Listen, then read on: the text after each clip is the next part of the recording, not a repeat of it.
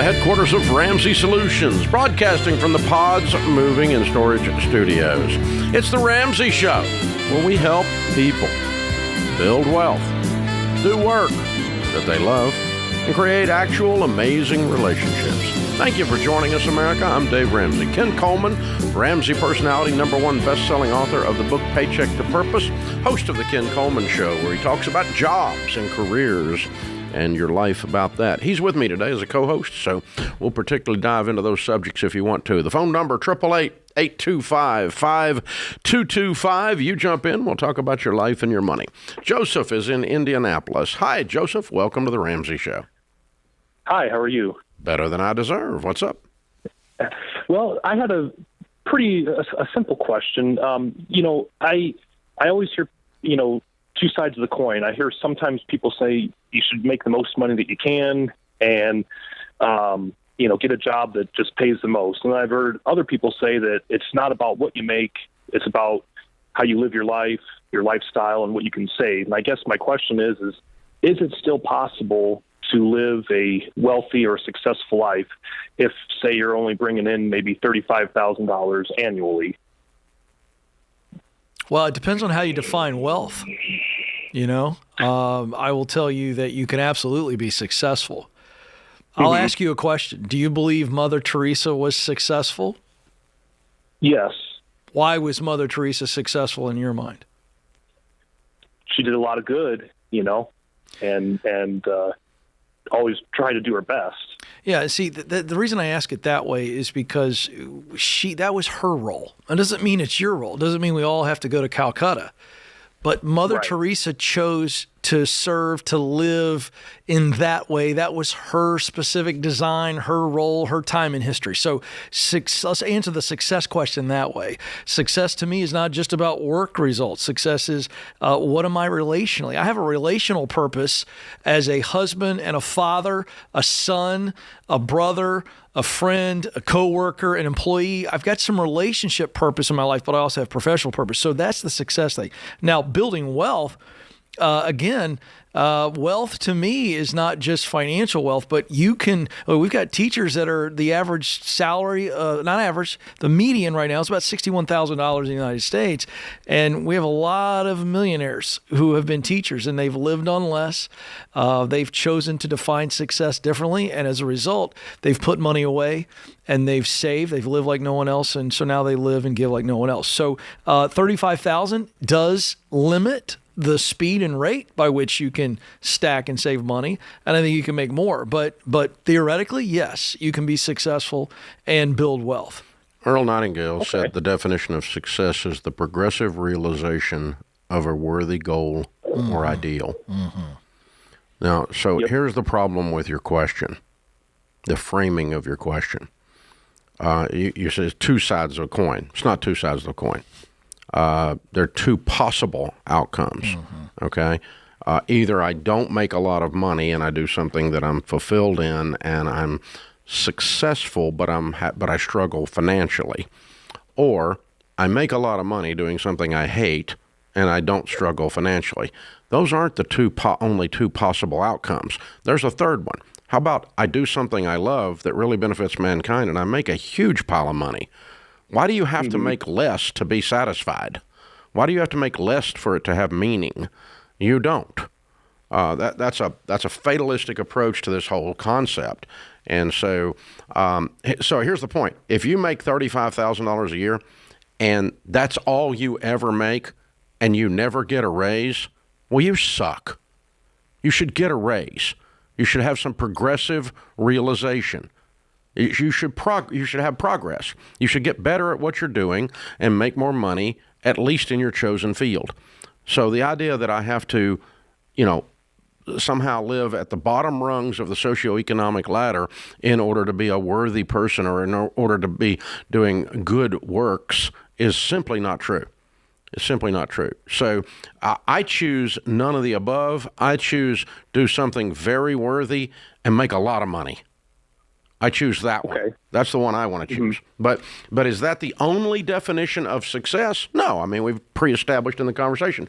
Mother Teresa, successful, says a progressive realization of a worthy goal or ideal. Oh, by the way, She was the biggest and largest scale of her type.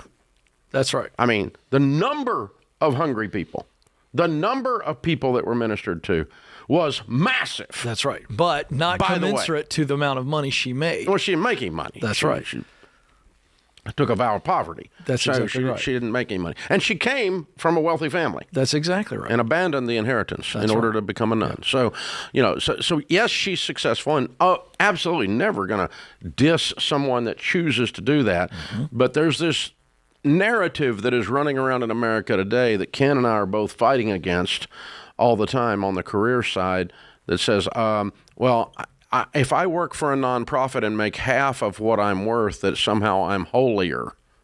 No, it was just a dumb choice. You're not holier. Or, well, you don't really mean that as a dumb choice. You don't mean that. If you choose to work for a nonprofit because you care deeply about that work, and you could take the same skill set and make double in the corporate world, but you choose to do it in that space because you love it, and you apply that to your life and you change your lifestyle, that's not dumb, but that's also not saying that... What is dumb is the idea that the only way that you can do something that is of a higher calling and that has meaning is to make no money. I agree with that. That is just not true. I 100% agree. I'm living proof that that's not true. That's right. I've helped millions and millions of people, and I made a lot of money. Right. Making a lot of money was not the main goal. Helping millions of people was. But that, you know, But we're also citing, we have done Ramsey Solutions, at Dave's urging, the largest study ever of net worth millionaires. The fourth largest group are school teachers. So they're not dumb. Third largest, yeah. Third, I apologize. Third. But the point here is... you didn't mean what that. What I meant is the idea is dumb that you have to make less for it to have meaning. Yeah, it's incomplete. It's you're right. It's not false. Accurate. It's accurate. Right. It's a false narrative. Yeah. And so that's what I want to push back against. And if you make $35,000, if you make the same exact amount of money, unless you're Mother Teresa and you took a vow of poverty, if you're in a career field and you make exactly the same for 30 years, that by definition means you are not progressing. Yeah, there should be some You're not getting better. That's That's not okay either. Yeah, that's correct. You need to be getting better. You need to be better in your service to humanity, better in the level of meaning that you're getting from the work, better in your excellence, better in the scale of what you're doing. If helping 3 stray dogs is a good thing, then helping 3,000 of them is a better thing. That's right. Okay? So, I mean, whatever it is you're doing, you should be getting better at it. You should be progressively, the progressive realization of a worthy goal or ideal. It's a really good definition. So one of the best. Cool question. Yep. Cool question and a good discussion. But don't let people sell you this idea that the only thing that is good is unproductive. Quite the contrary. This is the Ramsey Show.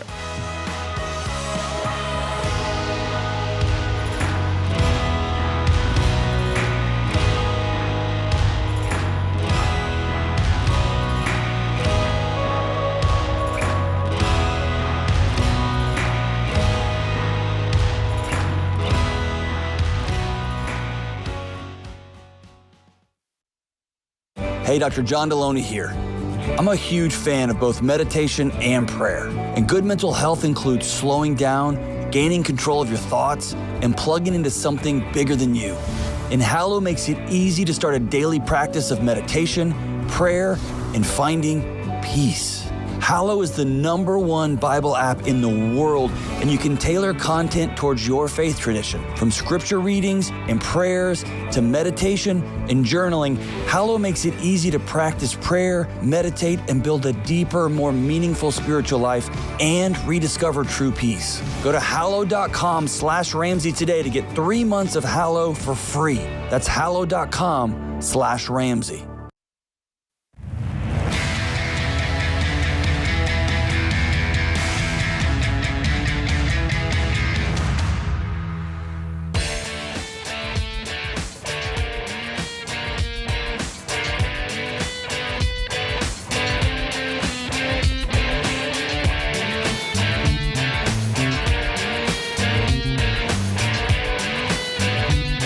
Ken Coleman, Ramsey Personality, is my co-host today. Thank you for joining us, America. We're so glad you're here. Hey, listen, guys, there's a lot of things going on. Inflation, high interest rates, student loans are kicking back in. We just passed $1 trillion in credit card debt for the first time in history. Wow. A lot of people doing a really crummy job with their money. You know what you don't do? No one does a crummy job on purpose. Doing a crummy job is when you hit the default button and just coast. You know what on purpose is in money? It's learning to do a budget. The Every Dollar Budgeting app will do that. You can sit down and start using that. Jade Washoe did a webinar today that was free on how to do a budget, including an irregular income. 10,000 people showed up for that webinar today. Thank you. Wow. So we'll do it again. Rachel Cruz is going to do one of these webinars, teaching you how to do a budget.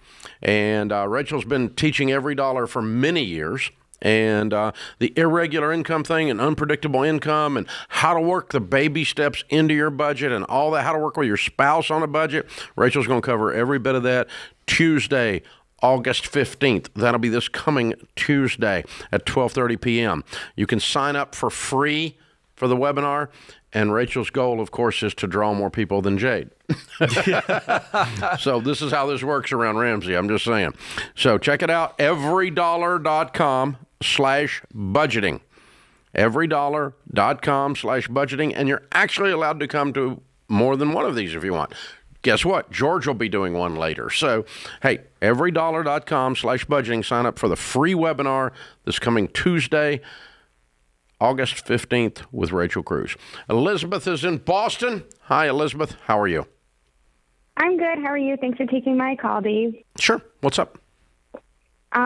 So I am wondering, I found you last week, and I am on baby step 2, and I am wondering if I should be buying life insurance beforehand or if I should be waiting to after baby step 2. I do have a $25,000 company-funded life insurance policy. I don't know if that's good enough or if I should be buying one that's, more for the future. If you have a life insurance need, it is not a baby step. It's a necessity in your budget. Yep. So you just put it in there as soon as possible. Okay. Now, do you have children? No, I am single and no children. Okay. How much debt do you have? I have $44,700 in debt. Okay. You don't have a lot of need for life insurance. Yep. Because no one is dependent upon your income. $25,000 would take care of your final expenses, like, for instance, your parents would have a horrible tragedy on their hands and have to cover the burial and that kind of stuff. $25,000 would take care of that. It would clean up a few of these debts. They'd sell off your stuff. I think you're fine right now. I don't think you need to be a bunch of life insurance, even if you had $100,000 in the bank and no debt. I particularly then I wouldn't go buy life insurance. But the big thing life insurance is for is if you're leaving someone behind that is dependent financially on your income. Okay. Yeah. So you would wait until you I wouldn't buy it at all. I wouldn't buy it at all in your situation. Okay, that makes sense. No matter what. I mean, now, again, you get married and you have 2 little kids. Yeah. If your husband then is dependent upon your income to take care of feed these little kids. Yeah, absolutely. Then we start talking about life insurance, and we go to xanderinsurance.com, and we always talk about a good rule of thumb in a family situation like that is to have 10 to 12 times your income on you, 10 to 12 times your spouse's income on them, 15 to 20-year level term insurance. Never buy anything but term insurance is the way to go, and that covers you until you don't until you have so much money and no debt that you don't have a need for insurance, called self-insured. Stacy and I had been married just a couple of years when she went to work for Dave. And I remember sitting through Financial Peace University as a spouse. And I remember this lesson when you covered it. And I had not gotten life insurance at that point. And I want people to hear this isn't just life insurance. This is peace of mind. I slept better that night knowing that if anything happened to me, Stacy was going to be fine. And it's just that. I want people to hear that. It really is peace of mind to know that you're not leaving anything but grief behind. And that's a big step. Don't buy too much. because then you can't sleep at night because you have to stay awake to make sure that she. That was a crucial point in the teaching as well. I did it to the book. I did it to the 10 times. 10 to 12 times, 10 to somewhere 12 in there. times, But yeah. you don't need 20 times. Right. We're not trying to leave people multi-million. We don't want to leave them better off with you being gone. It's just a dangerous trend, right? You know. So there we go. Open phones at 888-825-5225. James is in Phoenix. Hi, James. How are you? Hey, Dave, Ken, how you guys doing today? Better than we deserve. What's up? Well, my question to you, Dave, is I have 2 cars that I owe a lot of money on, and I'm upside down, and I need to get rid of them so I can start paying off debt. I am drowning in debt. It's hard. Okay. Car number 1 is you owe what on? Car number 1 is $31,000, a little over $31,000. Okay. And what's it worth? Probably about 18 to 20. Where'd you get that number? I actually got it on the .com. Kelly Blue Book? KellyBlueBook.com. Yes. Okay. And is that a trade-in value? Honestly, I didn't know. I just got that's the number that they gave me. I didn't really look into it. You need to look into it because the difference in trade-in and private sales, $5,000 in this situation. Okay. It makes a lot of difference. Okay. So, because what is that car? It's a Volkswagen Tiguan. It's a What year? 2019. Okay. Did you trade a negative equity car into that deal? We traded a car that was paid off that just had repeat. It was actually an older Tiguan, and it was. No, I mean you didn't trade a whole into this whole. So that 18,000's wrong then. Okay, good. Okay, so you didn't have like a $5,000 hole you were in on the other car. It was paid off, so it was a positive in the trade. Yes, sir. Okay, all right. So, from 2019, that Volkswagen did not go down that far. Okay, so it's probably a $25,000 car, $24,000 car, something like that. So you need $7,000 to get out of that. Who do you owe that money to? Who's the bank? Credit union, First Credit Union. Okay. What about the next car? Next car is a Jeep Renegade 2019. Mm-hmm. And I owe a little over $30,000 on it. Mm-hmm. And what's it supposedly worth? I have not checked it yet. Okay. All right. So 2019 was a bad year for you on cars. Pretty much. Yeah. Okay. Well, who's that loan with? Same company, First. Good. And this is a credit union in your town? Yes, sir. Good. Phoenix, Arizona. Good. Okay. So let's pretend you're $7,000, $7,500 upside down on each of them. That's $15,000 in a hole you're in, correct? Yes, sir. And you have $60,000 worth of debt, and $15,000 of it's not secured because there's not enough car value to cover it, right? Mm-hmm. Yes. So you need to go in person to the credit union, sit down with a credit union manager, and show them what you've got. And here's what you say to him or her: you have $45,000 worth of collateral.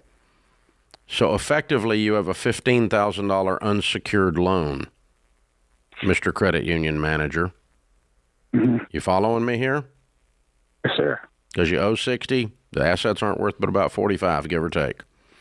Okay. So what I would like to propose to you is that we sell both of these cars and reduce the loan here by as much as the cars bring. 100% of what the cars bring is going to come into you.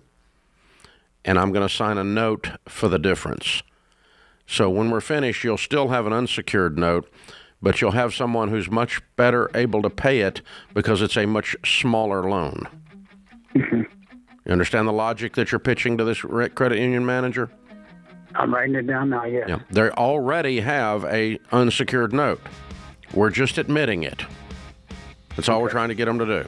And it reduces your debt from 60 down to 15, give or take, in this scenario. And then you're going to have to get you a couple $1,000 garage sale cars to drive for a little while, which is going to be a big old emotional punch in the nose from a $30,000 car to a $1,000 car. You're going to feel like a poor person. Well, you are. So we're trying to not be poor anymore. That's the idea. So we're trying to reset that. This is The Ramsey Show.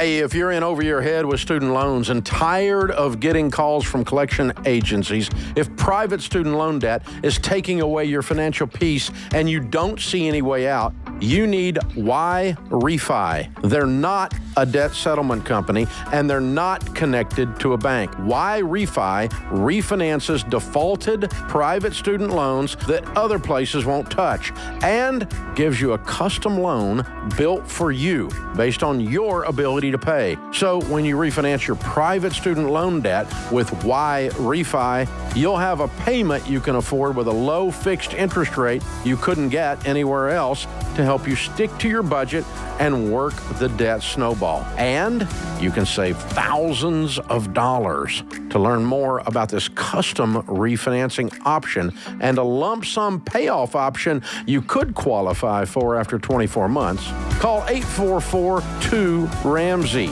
or go to yrefi.com/Ramsey.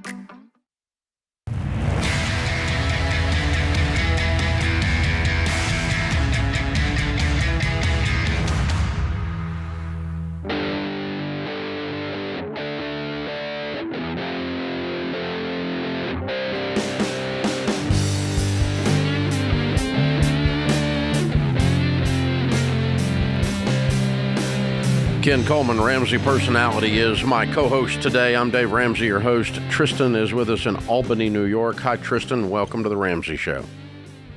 Hello. So excited to speak with you. You too. What's up? So I was calling because I want to know or maybe get any advice on how to use the money that I have saved to make me more money rather than just letting it sit in a savings account and do nothing. Good question.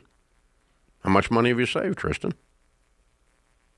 So I have money kind of, I've been trying in the last couple months to put it in different places. So if I just looked at all of the money that I have that is free to be put wherever I please, it's $68,000.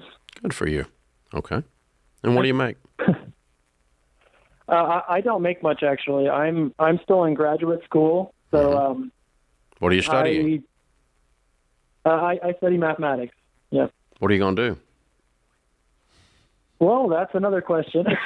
So I'm kind of at a crossroads with my career and what I want to do with. What is the grad school program? Studies. It's mathematics. You're going to get a PhD in math, or math? Yes, sir. Yeah, a PhD in math, but. I'm debating on whether I'm going to continue that or just finish with a master's or not. So that's kind of where I'm at a crossroads. Okay. But I've been saving a lot of money, and where's the money coming from? So as a part of a graduate student, I get like a salary. Basically, it's $23,000 for this year, but I do summer work for the Air Force, which was $17,000. And before, as an undergrad, I have worked the whole time. So I have been working and saving, and that's where the money has been coming from. All right, so quick question before we dive into the money piece, and I can talk to you about the work piece after that. But when you say I'm considering not finishing, what's that timeline look like? How much do you have left where you're deciding between the doctorate versus the master's? How far along are you? Yes. So if I finish my master's, it'll be one more year, and then I can start my career. If it's my doctorate, it's not really a set time. It could take 3 to 5 more years. Okay. In this case, is the difference in the doctorate and the master's not just a dissertation? It's basically a dissertation. Why would that take 3 to 5 years? Write your dissertation. Because even after you're done with coursework, you have to learn a lot more material outside of what is taught in classes, and that can. You have to learn enough to get a dissertation done. Yes, sir. Yeah. The difference is, do I want to be a professional student or do I want to get my PhD? Exactly. So get your PhD. Go do the dissertation. It does not take 3 to 5 years. It takes 12 months. Get it done. But what happens is people drag their butt around. That's why I was asking about that. And you're that close. Depending on what you want to do with your life, if you want to teach, right, in the at the university level, you're going to need the PhD. Right. But I don't think you're sure of If it. you're going to be a financial analyst on Wall Street, nobody gives a crap between the two. That's where I think I've had this dream of getting a doctorate, because it's an accomplishment and it's something that I can say that I did and worked hard for. Well, Dr. Tristan, I mean, come on, buddy. I mean, yeah. But you need to have a reason you need to have a reason to do it, because you're running out of steam. I can hear it. So yes. And the only reason to do it is if Ken Coleman says, okay, in this career field, That's right, you're going to need a PhD. Yeah. But in that career field, you're not. Then I wouldn't screw with it. I really wouldn't. And my guess is, Tristan, tell me if I'm wrong. My guess is the fields that require the PhD aren't the dinner bell for you. You're not excited about them. Is that true or false? That's true. That's true. I think I realized how much work it is and the trade-off for the amount of pay. Exactly. And I just said, what am I doing? Kind of. So well, that's what you always measure with academics, other than the benefit of just having completed something, the accomplishment of it, the DR in front of your name, all that stuff. But the real benefit of academics, the primary benefit, is how's it change your income situation. So whatever the academic thing is. So yeah, it's From Paycheck to Purpose is Ken's book. We will send you a copy. So when we finish talking, we'll put you on hold, and Austin, the gang in the booth, will pick that up and get that for you. Now, for savings, there's three things philosophically you can do with savings. Number one, you can have a pile of money set aside to cover for emergencies, and you should. A good rule of thumb is 3 to 6 months of expenses as an emergency fund. Number two, thing we use savings for is to buy things. We save up and buy a house. We save up and buy a couch. We save up and buy a car, and so on. And these are all real things that are coming at you. So you need some savings to move towards those things. The third reason we save is not really saving. It's called investing, which is really what you're calling about, is how do I make this money work a little harder for me? How do I make it make some money? So some portion of the $68,000 needs to be invested, and that's where you would start looking at retirement. Are you out of debt? So yes, that's one of the things that I have not worried too much about staying in school, because I have worked and I have gotten scholarships and I have gone to colleges where I have graduated debt free. I've never taken out a loan. And good. Then you can start with some Roth IRAs and some good growth stock mutual funds. Let that money grow completely tax free for your retirement years. Some portion of that needs to be there, and those mutual funds, if they average what the stock market has averaged over the last 80 years, will be 10 to 12% rate of return. You're probably getting spit. Or maybe you're getting 4% on some kind of high yield item or whatever, but you're still losing your butt. So a portion of it needs to be invested in that type of thing. A portion of it needs to be set aside for making the transition into your new career, getting an apartment at the new city, deposits, the move, those kinds of things. A portion of it is used for emergencies only, and you need to set that aside. And so I would divvy the 68 up among those three categories or buckets, and sit down with a SmartVestor Pro. You can find somebody that we recommend to help you. We call them SmartVestor Pros at RamseySolutions.com. They'll help you get that Roth IRA up and moving. But more important than the question you called about by far is the question Ken is posing to you, and that is, what are you going to do with your life, man? Yeah. And you've got to decide here. There's a couple things to look at. Look at, what do I do very well? You've chosen mathematics. You've been a good student. There's something that intrigued you about numbers. I'd start digging into what comes naturally to me, what I enjoy doing. Then you begin to look at, what does work do? At the end of the day, work does two things. It solves a problem, or it meets a desire. And so when you begin to go, all right, Dave, what problems do I want to solve with this talent of numbers? And I'm just making this up with him. But we begin to see the clues like that, and we say, all right, I get fired up about solving this problem or meeting this desire. Let me tell you what we can tell from what he told us. He's not thrilled about teaching numbers. That's just not something he's really fired up about. That PhD leads him a couple of pathways forward. I did not hear him spending his life in academia. I did not either. I didn't hear that in his voice, but I could be wrong. I I agree. So I was a math nerd, but highly money-motivated math nerd. Mm-hmm. And so immediately that meant I didn't get a degree in math. Right. I got a degree in finance instead. Exactly. And because I was money-motivated. I'm looking how I can make some money. But you love instructing, you love teaching. Yeah, I do, and I love math. It's a gifting area. Same so as him. look at Dave. This is a combo. So Dave's gifted at communication, but he's also gifted with finance and numbers. It's just unbelievable. But what he loves to do is teach, guide, coach. That's who he is. You ought to see this guy try to teach people to water ski. He's as passionate about that as he is teaching you how to win with your money. That's the combo. What is he good at? What does he love to do? When those two come together, there's a whole lot of world at work where you can go out there and make a contribution and make plenty of money doing it. Hey, he probably needs to take that assessment. He does. Hang on, we'll get you the Get Clear assessment, which measures Get Clear that. assessment, and that'll help too. We'll get you that and his book both. This is The Ramsey Show.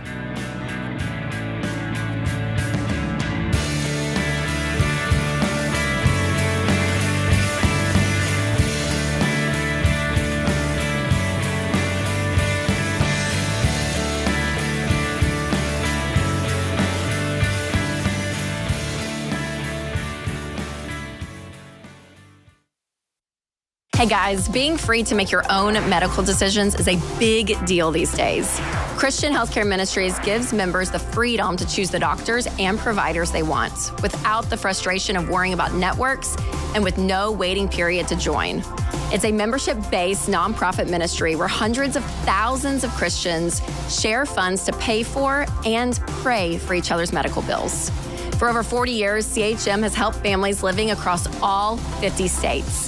So see if CHM could be right for your family. Check out more today at chministries.org/budget.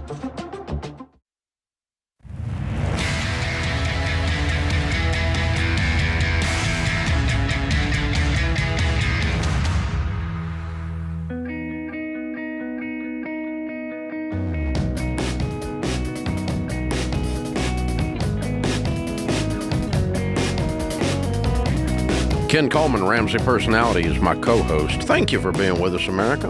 Open phones at 888-825-5225. Lucas is in Midland, Michigan. Hi, Lucas. How are you?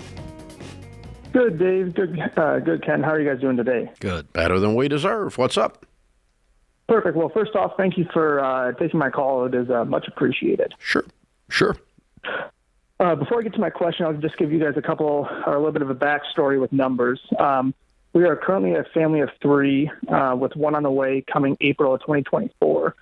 I am 29 and my wife is 31. Currently, we're making take-home pay $13,500 per month, which does not include my wife's quarterly RSU stock options that comes out to about $20,000 a year or $5,000 a quarter. Greater than 60% of our income comes from my wife, and I just dropped down part-time as an ICU nurse because I'm going to nurse practitioner school coming up end of August. The VA is paying 100% for it, so I won't take on any more debt. And they'll actually pay me a stipend of about $950 per month. We're newly debt-free, just entered baby step 3 August 1st after paying about $121,000 off worth of debt. We will have our fully funded emergency fund, or 6 months, by December 1st. And then we'll be transitioning, obviously, into baby step 4, 5, and 6. My wife's the bread maker, and over the last year and a half, 2 years, there's been a couple of rounds of layoffs. And with my wife being the bread maker, me going back to school, and then working part-time, it just has me a little bit nervous as we work our way towards paying off our mortgage early. During school, for the first year and a half, our cash margin will be $7,000, and that is after retirement and funding 2 529s for our kids. Once I graduate school, though, our margin will be about $8,300 cash. We currently have a home mortgage at $460,000 at 3%. Lucas, what's your question? So my question is, would it be okay for us to go ahead and bump our emergency fund to 9 to 12 months? And Why? then Why? My biggest concern is my wife losing her job. How many times has she lost her job? Never. Okay. You're a worry ward. I am very much a planner. No, you're a worry ward. Probably so. Probably so to a fault. With us being newly out of debt, I think that has a lot to play in it. Hey, listen, if you give me a probability that she's got a 50% or better chance of losing her job, we'll talk about getting ready for that storm. But right now, this is just... You're just a planner. That's all this is. And you're great. You're very intentional. You know your numbers. You're amazing. You guys have done a great job. I'm picking at you. I was having some fun with you. But congratulations. I'm proud of you. You've done a wonderful job. If you want to save that, you can do whatever you want to do. You're a grown-up. I wouldn't if I were in your shoes. I don't think it represents anything except you are just overly conservative, and you just worry, you just fret about things. And the change with the new baby coming, there's going to be 4 kids in the house. The change with you stepping back in income while you're stepping up into this new role. By the way, I think your field of study is brilliant. I would go that way. I love it. It's got a great upside. You're gonna make really good money. You can help a lot of people. You can add value to a lot of people's lives. So everything in this situation is positive. And it's just, there's a lot of stuff coming at you, and the only way you knew to kind of buffer that emotionally was pile up some extra cash. If you want to, it's not going to cause you to never be wealthy. It's not dumb. It's just, I'm just calling you out on it's not necessary. Lucas, what I would have you do, Lucas, I want you to take that planner in you. And Dave's right. You got a lot of worry and a lot of fear in this. But let's take the planning and let's say, all right, what would happen? What would we do? What would my wife do if she got laid off? Now that I like. It's like the idea of going on the plane, and they always tell you, if we were to have a landing, a water landing, this is what we would do. And I think it's always smart for you guys to just walk through, not from a place of worry, but from a place of preparation. Well, the idea is, if she were to get laid off. I'm just thinking about the jokes. I know. But what would she do? What would you two do? I mean, she would go get another job. Exactly. You wouldn't even have to touch the emergency fund. Knowing how disciplined the two of you are, you guys have proven it. So think about that, and don't be worried. Be prepared. There's a difference. Well, he's trying to get prepared. That's what he's thinking. But I get it. But I'd like that energy going towards, all right, would it be the end of the world? What would she do? She has lots of options. If you'll go to Ken's point, if you project out what reality looks like, not what the atom bomb dropping on your house looks like, and reality looks like she probably is off a month or two, gets another job, and gets a big severance package, and so you end up coming out ahead. Yep. That's your high probability if something went down like this. But yeah, if you guys want to do this, it's not the end of the world. Is it financially? Is it good financial planning? Is it necessary? Are you being? No, you're just overplaying your hand. That's all you're doing. So you can do it. You're grown up. You're smart people. You make a lot of money. There's nothing wrong with what you're talking about, but you asked, so we'll always tell you the truth because we love you.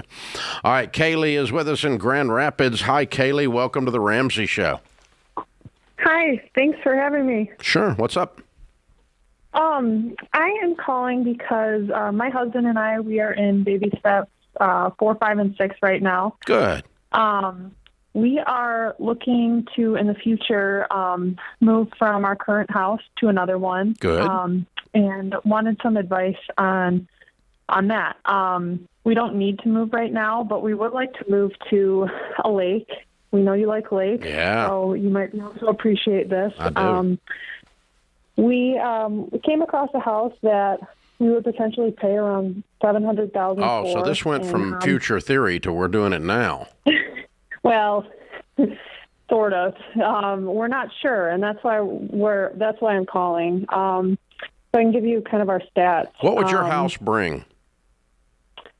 The house we live in right now? Yes, ma'am. We think we could sell it for at least $400,000. And what do you owe on it? $160,000. Okay, so you got $140,000 worth of equity, give or take. Okay, and the other house you're talking about purchasing on the lake is how much? $700,000. Woo. Okay, and what do you guys make a year? Around $270,000. Good. Okay. Well, you probably know our rule of thumb. If you don't, it is that if you buy a home with a 15-year fixed-rate mortgage and the payment is no more than a fourth of your take-home pay, and your take-home pay being after taxes, not after everything that they deduct at work, okay, but after taxes, if your take-home pay and your house payment on a 15-year fix is no more than a fourth, then you're okay, and you reach over and do that. I think you're okay. See, when we do the math, it doesn't seem. When we do the math, to us, a 30-year is. I mean, I know what you recommend. I wouldn't buy a 30-year. And that's, if you got to do a 30-year, don't move. Well, and that's, I think, right now we're like, well, with the payment come rates, out? $650,000 payment or $650,000 debt. What's the payment come out? So our math, it looks like it'll be around for a 30. It'd be around 30. Honey, we're not doing a 30. What was the 15? No, for 15, 4,700.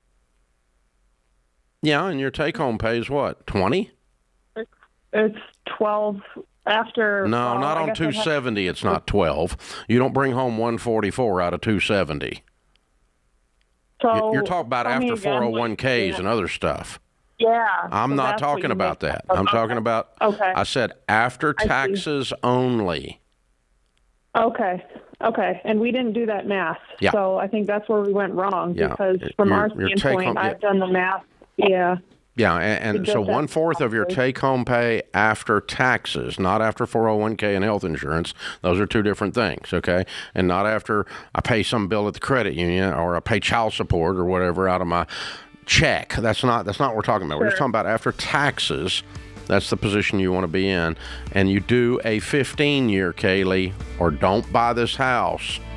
You're making a mistake. Don't be playing footsie with 30-year mortgages. You'll end up with one. Don't do it. Don't do it. Was I unclear? I think you got it. This is The Ramsey Show.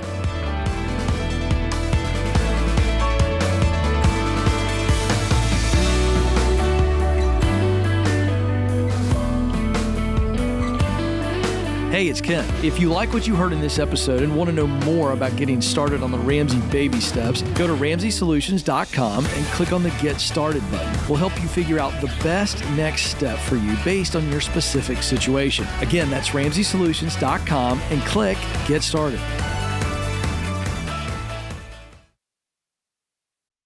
Well, you've all played the telephone game. The first person whispers a message to the second person, who whispers it to the third, and so on around the table until the original message has completely changed.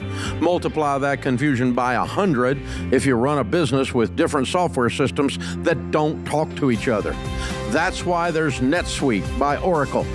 In the early days of Ramsey, we were using different systems for all of our business units. We needed one single source for accurate data. NetSuite was the software we used to optimize and take us to the next level. NetSuite gave us the visibility into all of our numbers so that we could communicate across departments and plan ahead better. And as we grew, it scaled with us. NetSuite worked for Ramsey, and it will make a difference for your business too. Join the more than 34,000 customers who trust NetSuite to help make them smarter and make better decisions and level up their operations. To learn more, get a free product tour at netsuite.com/Ramsey. That's netsuite.com/Ramsey.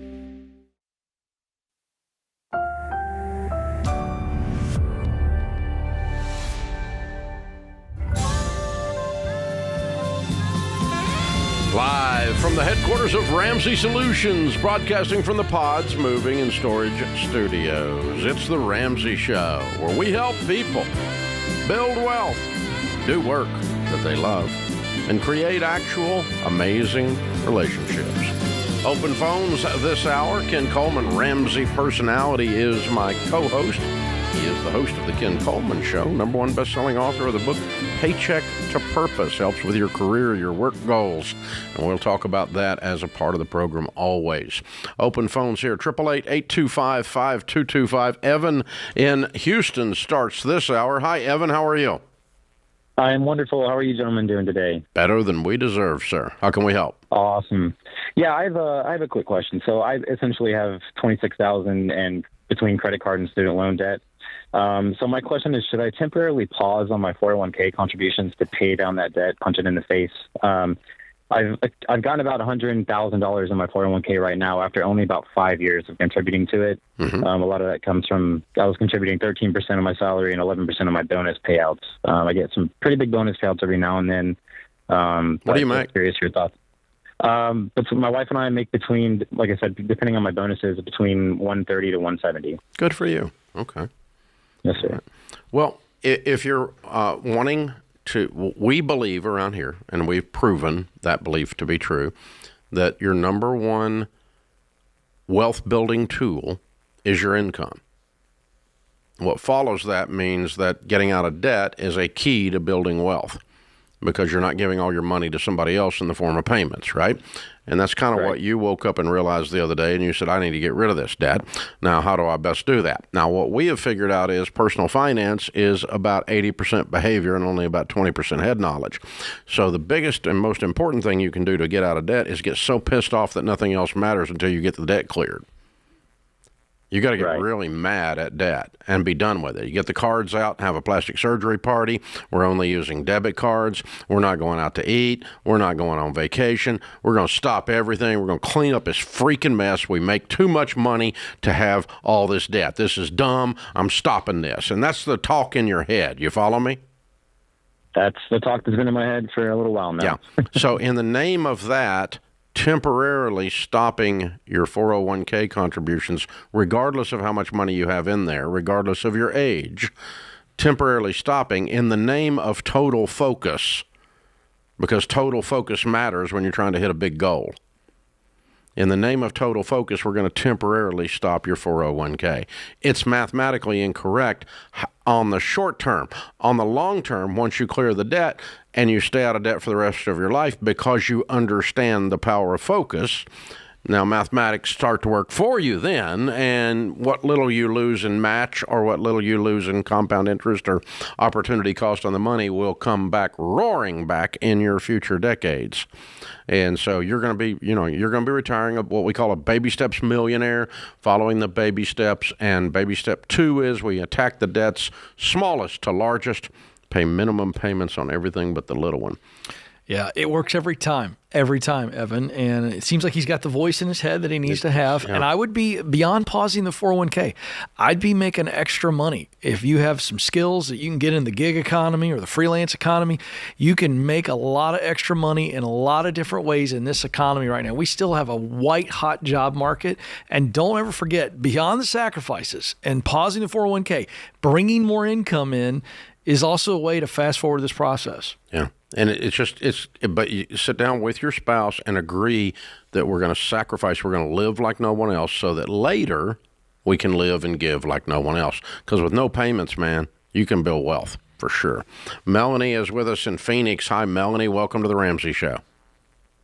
Hi, Dave and Ken. It's an honor to talk to you both today. You too. What's up? So my husband and I are in baby steps 4 and 6. I'm a nurse and he's a teacher. And we're wondering if we should sell our house and use the money for me to go back to school to become a certified registered nurse anesthetist. And we want to move to New Mexico because it's one of the cheaper programs and it has a really cheap cost of living there. So, yeah, we want your advice on how to go about this. How much would you make on your house? We probably net about 100. What's your husband do? You said he's what? A teacher. He's a teacher. So he would go to New Mexico and teach there? Yes. To live this goal. Okay. And you can go to school there for nurse anesthetist for what kind of money? The tuition would be about $90K plus, books and fees. How old are you guys? I'm 35. He's 34. Okay. Absolutely, I would do this. Yep, I would too. No brainer. I absolutely would do this. It's a great move because you have thought through all the pitfalls and traps of a decision like this, and you closed every one of the doors in just how you presented it to us. I mean, here's the thing. I'm going to go to the most inexpensive school. I'm going to get a degree that pays where you'll just be stacking cash. I mean, We're talking about $300, $350 a year you're making, and you're going to spend $90 grand to go do that. And we got to move to the place where the cheap school is anyway. So while we're at it, let's sell the house, use the money to pay cash for that thing, and then we can buy anything we want to buy later. Yeah, ding, ding, I'm doing this. Awesome. I think that was very good critical thinking skills on your all's part. What's your husband's? Is he excited about this too? Oh yeah, he's over the moon. We have family there. Actually, his family is there, so we'd be. Oh wow, it's even better. Family. Yeah. Are you over the moon, or are you just pretty chill in the way you show it? No, I'm excited. Okay, good. All right. I'm ready. Yeah, I'm ready for this. Because I heard that pause when we said that. But let me tell you something. This is a brilliant move, and you have a lot of freedom after the fact. Even if, and again, you got family there. But making this move also allows you to decide to move anywhere you want to down the line. And so this is Melanie, beautiful. I'll be honest. It says on my screen, should we sell our house so I can go back to school?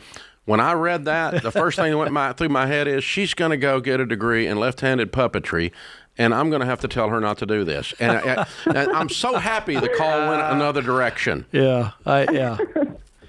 Yeah. I'm so happy that what Austin typed on the screen was just a glimpse into how brilliant you guys are. Yeah. We just needed your seal of approval. That was really you don't need my seal of approval, I agree. But I'll give it. If I were in your shoes, I would do this. I love the degree field you're going into. I love the way you're going about getting the education, the least expensive way to go get the thing. Because I got to tell you, we've been in situations many times where there's a nurse anesthetist in the room, generally when babies were being delivered and things like that. Not one time did I ask any of them where they went to school. Not once did we go, wait a minute. Where's your degree from? How much did you pay for that degree? Not once did we ask this question. All we asked was, do you know how to do an epidural? That's it. That's the whole thing, baby. Oh my gosh. Wow. Very cool. That's neat. Yeah. Brilliant move.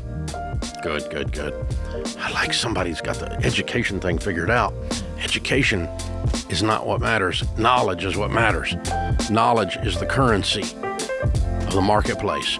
Go get knowledge. That's what you need. This is The Ramsey Show.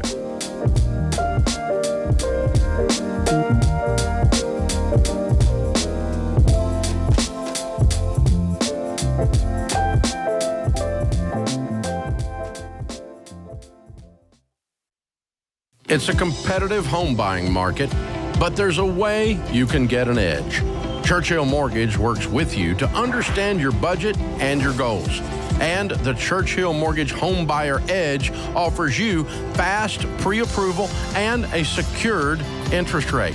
Plus, Churchill has bumped up their seller guarantee to $10,000, giving your offer the best chance of being accepted and helping you win in today's market. Go to churchillmortgage.com today to learn more.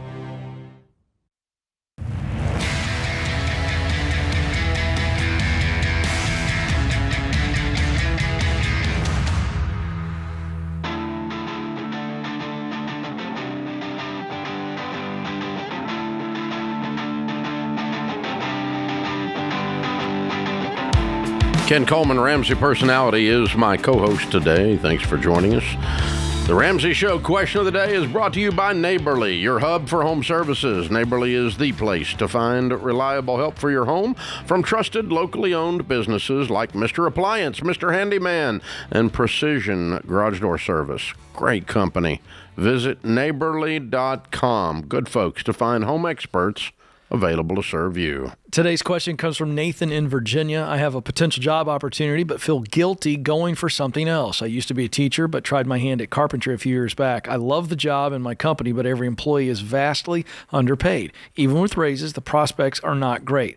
I've been approached about another opportunity, but feel guilty leaving. This small company has a family feel and taught me everything I know. Plus, I have become their only skilled painter, so I would be leaving them kind of high and dry. What should I do? Well, the first thing is to reframe the feelings that you're feeling.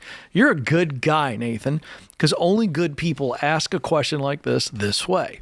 First and foremost, reframing it means, are you doing something illegal by leaving this small family company? The answer is no.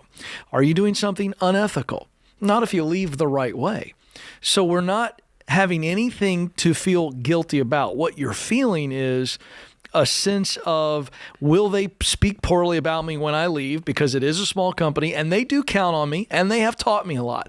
I think you feel some loyalty with a sense of sadness. And then I think ultimately you're afraid of what they're going to say about you. And that's what's concocting these feelings. So there's nothing to feel guilty about because you're not doing anything wrong for considering. And if you were to leave, you're not doing anything wrong. So in this situation, if there's a lid on you and you have another opportunity to grow your finances because it's a bigger company and they're offering better pay, go do it. Leave with class. Leave the way you would want someone to leave you. That would be my advice. And if you do that, there should be no guilt.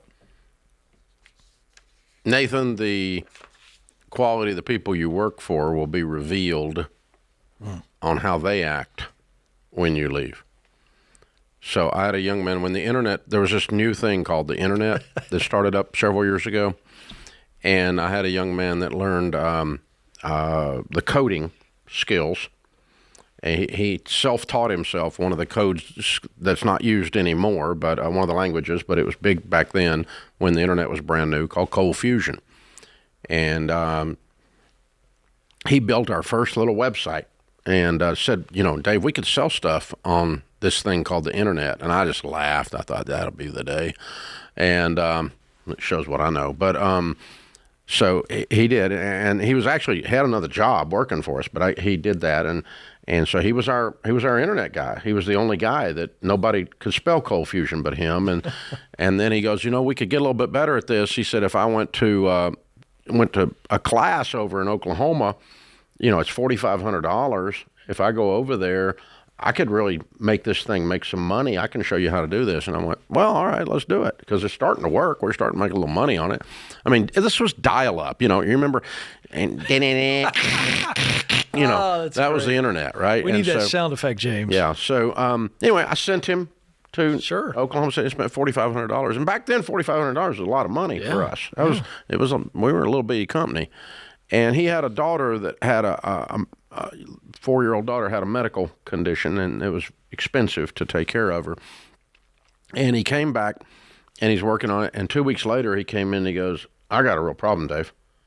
And I'm like, what's the problem? And he goes, well, I was paying him, I think, $40,000 a year or something. And he goes, this company offered me $140,000 wow, to come to work for him since I know Cold Fusion. And I went, wow, that's cool. And he goes, yeah, but you just paid $4,500 for me to go do this, and that's why I got the opportunity. He goes, it's not right for me to leave. I said, son, you have a daughter that has a medical condition. Somebody just offered you way more money than I can pay you or will pay you, even if I could. So here's what we're going to do. I'm going to help you pack your desk. I'm so excited for you. And he went, this was an upturn in the old days when the internet was taking off, and everybody, suddenly a code guy, a person that could do code, was very valuable. And so it's like, I love that guy. I want his little kid to be taken care of, and he can make $100,000 more than I could pay him or was paying him. Yes, he should take that job. And so that's how those people should act when you come in and quit. Yeah, that's exactly right. Not, oh, you're my only guy, and I just spent $4,000 on you, and oh no, right. You can't do that. That's true. Just called low class. And by the way, while they will be probably disappointed, and it will be inconvenient, you are replaceable. I have found that to be true about everybody, and so they'll it's find really another. Sad how quickly we're all replaceable. It's so true, isn't it? Yeah, they're gone 10 minutes. You're going, forgot they were here. Right, yeah. All of us. They'll survive. And they take me off a radio station in some city, and 10 minutes later, nobody remembers it. I was like, I guess I wasn't memorable. No, it's just the way people go on. They go on with their own lives. Hello. Yep. It's the way it works. Jacqueline's with us in Orlando. Hi, Jacqueline. Welcome to the Ramsey Show. Hi. Thank you for taking my call. Sure. What's up? So I am currently working full-time with my husband, and I am looking to go part-time for personal reasons. I have 2 little ones, and they're in different therapies, medical reasoning. So I want to be able to be a more active mom and take them to their therapy sessions. But we've been in a lot of debt, and we've been working the baby steps getting out, and we still have $90,000 to go, and my entire paycheck goes to those debts, and I'm just kind of confused and scared that we'll go back to where we were before if I do go part-time. Have the kiddos been going to therapy prior to this phone call, like they're going now, or is this going to be a new rhythm? My daughter's been going, but my son is going to be starting up. Who's been taking your daughter? I have been. So your employer allows you that flexibility? They did, but now that's going to change. Why is it changing? New management. My old boss is no longer my boss. Okay. What kind of therapy are they doing, hon? Multiple physical for my son, physical for my daughter, speech and occupational for her as well. Okay. All right. What does your husband make? His take home right now is $60. And what's yours? My take home is $40. And what will you be making when you go part-time? $20. And what do you do? Customer service. What else could you do that would make more part-time, working from home? I've looked at working from home part-time. There isn't much out there, but I have thought about there's a lot out there. Yeah. The world is full of it. The holidays, right. Since the holidays are coming, just to get a job at like a store. No. Listen, you got to take care of your babies, and you're doing the right thing. But you don't have to accept half the pay because you're not doing something that is like something I trained for my whole life, and now I'm going to walk away from it or something like that. You're doing a job that is you can definitely pick up all kinds of hours and do things from home and work around the therapy schedules and work around the time with the kids. That's right. Yeah, so I don't think you have to. I think you guys can make it on 80, okay? And you'll eventually wander your way out of debt. And if it slows down you getting out of debt because you got to take care of babies, then you got to take care of babies. That's just the way life is. But you don't have to go all the way to you don't have to just keep the same job at half. I would look for something where I can make 30 just for the fun of it. Just let's upgrade this. You might make 40 part-time. Yeah. By messing around with it. Well, this is a season, so Jacqueline, I'd be looking at changing your hours. Customer service reps are very valuable. If you can work evenings, even from home, and you're still there. When the kids are in bed. Yeah. You and your husband need to sit down and figure out schedules so that you have the daytime to take the kiddos to the appointments, but you can work at nighttime. This is for a season. This is Gazelle to get out of that $90,000. Then we can reset. It's not forever. It's just it's what are we going to do right now while the kids are in therapy and we're trying to clear this debt? Because working this other job's not going to work out. The current thing's not going to work. Yeah, I agree with you that you got to change it. This is the Ramsey Show.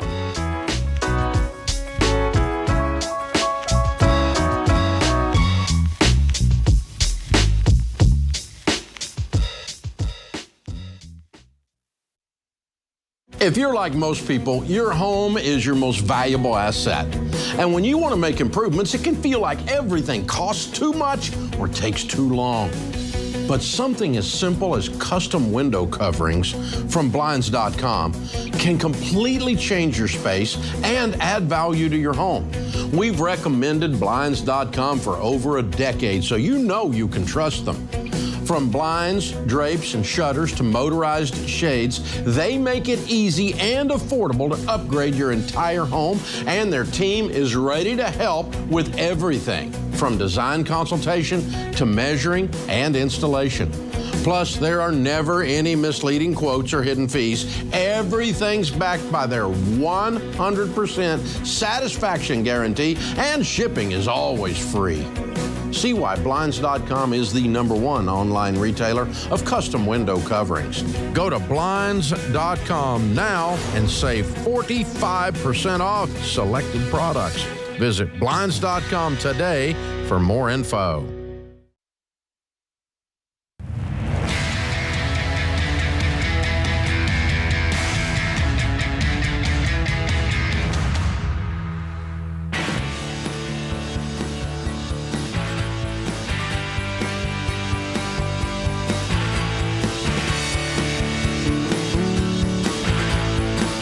Ken Coleman, Ramsey Personality, is my co-host today.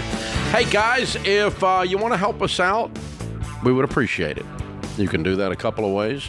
One is you can click follow or subscribe on your podcast, your YouTube channel, whatever it is you're doing. Follow us, subscribe us, all that kind of stuff. Click the like buttons, always that kind of stuff. Leave a nice 5-star review and share the show. That's the important thing. Tell people about where you're listening to it. Some of the services, depending on the type of podcast or whatever it is, have a share button. Maybe you're watching us on TBN. Tell people that. That you can see us there. Tell people about your local talk radio station that's carrying us. However it is, share and talk about what's going on over here at Ramsey, because there's a lot of positive things happen. A lot of people getting out of debt, changing their lives, getting their career straightened out, getting their mental health lined up. It's pretty amazing. And we are seeing a pretty sizable increase in the number of you that are there in the particular on the different platforms, and thank you for that. Thanks for sharing, and thanks for telling people about it. For instance, this last week we became number 12 out of all Apple podcasts. There's like 4.5 million of them. Ramsey Show's number 12, and that matters. Here's why it matters. The little tiles, they're in rows of 6. So that means we're on that second row right there. I mean, number 13, you don't get anywhere near the visibility. 14. But we're way up there at the top, and that's because you guys keep telling people about us. Thank you. Yeah. Thank you for that. We appreciate that. Samantha is with us in Long Beach. Hi, Samantha. Welcome to the Ramsey Show. Hi there. Thank you so much for taking my call. Sure. What's up? So I recently closed on condo, my first home purchase in January. And just this last month, the HOA board voted to approve a special assessment. They're saying it's an emergency special assessment to the tune of $33,000 per unit. Good Lord. I know. And they want it paid over 6 months, payments of $5,500 starting on September 1st. So I have my emergency fund of about $10,000. I've been working to get it up to $15,000 for my 3 to 6 months. So I'm going to have to use that. My parents are going to be able to help me. What is the assessment for? So they're saying it's for to remove and replace decayed wood surfaces, perform stucco repair. So the exterior of the condos looks like crap. Correct. Yeah, and they're saying there's water damage. So and you saw that when you drove up to buy the condo. Correct. Yes, and I reviewed the reserve study and certainly saw that it has 0 years life left. So I was expecting some kind of assessment, but nowhere in the reserve assessment does it say anything near this amount. So they're basically saying the reserve study is wrong. Construction costs are way up, labor costs are way up, but this amount really, there's 46 units. They're saying it's $1.5 million to do all the work. So the amount itself, I was expecting maybe 20. Like I could. So you anticipated something, but you just not this much. Correct. Okay. Yeah. All right. So now, what's your question? My question is, should I plan, when I build back up my emergency fund, should I plan to have a little extra? Because there's also the roof that's going to need to get done, and they just don't collect enough. They don't accrue enough fees, really, HOA fees, to adequately fund the deterioration costs each year. Mm-hmm. So I'm wondering if I should pad my emergency fund more because of this. No. What do you make?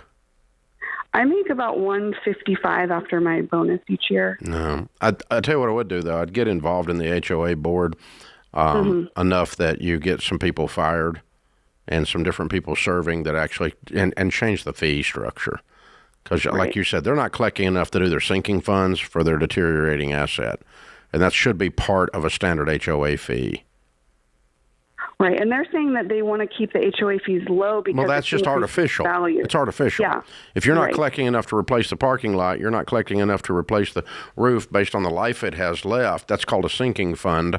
Then the HOA fee being low is artificial because you're going to make it up with lump sum special assessments. You're going to live from emergency to emergency. This horrible management. Yeah, I agree. Yeah. So, yeah, they need to be fired. You probably ought to get a professional condo association management company to oversee the board. They do have one. Oh, they and suck. They're the ones. Yeah, they do. Okay. All right. So, yeah, they need to get fired, and you need to get some new people on the board because you need to establish the fee structure that takes care of the property. Individual homeowners have to do the same thing. I own a house. If I know I've got a roof coming up in 5 years, I need to be setting money aside for a roof in 5 years. It doesn't need to, like, surprise, the roof suddenly deteriorates. No, it doesn't. It doesn't suddenly deteriorate. It deteriorates over a decade. That's why they need to be fired. They didn't plan well for this. Well, they didn't plan at all. This is ridiculous. Yeah. Horrible. Poor. Ken, I do have a question. I don't, because you're in real estate. Are they the supreme authority? The association says this is what you have to do. Is there no fight back on that? Yeah, most condo associations, and for that matter, regular HOAs have the ability to do special assessments to cover. Okay. To cover, dilapidated mess that they hadn't kept up the maintenance on. Yikes! But that's the problem with living in a situation like that. Yet one more reason why I freaking hate HOAs. Have I ever mentioned that before? I hate them. Complete pain in the butt. All right. Raymond is with us in Chicago. Hi, Raymond. How are you? I'm great, Dave. I'm really happy to be here with you guys. Thank you too. So much. How can we help? Well, I'm helping someone. I'm trying to find out something about a 401k loan. I know they are should not ever be done. And unfortunately, when I went looking for information with y'all, I found all sorts of reasons why you shouldn't do it. But what about us dummies who make the mistake and do that? And when you do the debt snowball, I know you're supposed to list things from smallest to largest. I've been trying to help as many people as I can because it's worked for us. But what I'm trying to find out is the 401k that seems to have tax ramifications and more risk, even if it's not an IRS problem. I know we're supposed There's to no take care of tax IRS ramifications whatsoever paying off a 401k loan. Oh, but isn't there a risk if they lose their job that they have to? There's tax ramifications and there's IRS problems and fees if you have a loan outstanding, but paying it off doesn't cause tax ramifications. No, that's what I meant. I'm sorry. Oh, yeah. There's a lot of reasons to pay it off. When you leave your company because you died, because you got a better job, or because you got fired, you will leave your company. When you leave your company, your loan is called due in full, and you have to repay it all in 60 days, or it's considered an early withdrawal with 10% penalty in your tax rate on it. So, yeah, that's one of the reasons it sucks. My question is, should it be paid off earlier, or at least be partially paid off earlier? No, you can't partially pay them off. You can only pay them monthly or all at once. So even when you get to it in the debt snowball, you can't incrementally add. You have to pile up cash and savings and then knock it out in one hit. Because that's interesting, because the workplace says that they can keep paying it off, and they actually have been pay it off. You can pay it off. You have your regular monthly payment, but you can't double your monthly payments. Huh. I've not ever seen one that allows you to pay extra on it. You can pay it all at once, but I've never seen one that allows you to pay extra on it. So folks, what Raymond's pointing out is never borrow on your 401k loan. If you do have one, put it in the debt snowball where it goes, and when you get to it, you're probably, unless Raymond found an unusual thing he might have, I don't know, but most of the time you can say, and I think almost all the time, you're going to find a 401k wants you to pay it off in a lump sum. So you got $10,000, you're going to pay $1,000 a month, you're going to pile up $1,000 a month for 10 months, and you're going to write one check, do away with the 401k loan. But yeah, you need to get rid of it wherever it falls in the debt snowball. And dumb loans, really dumb loans. They're all dumb loans, but that one's a dumb loan. This is the Ramsey Show.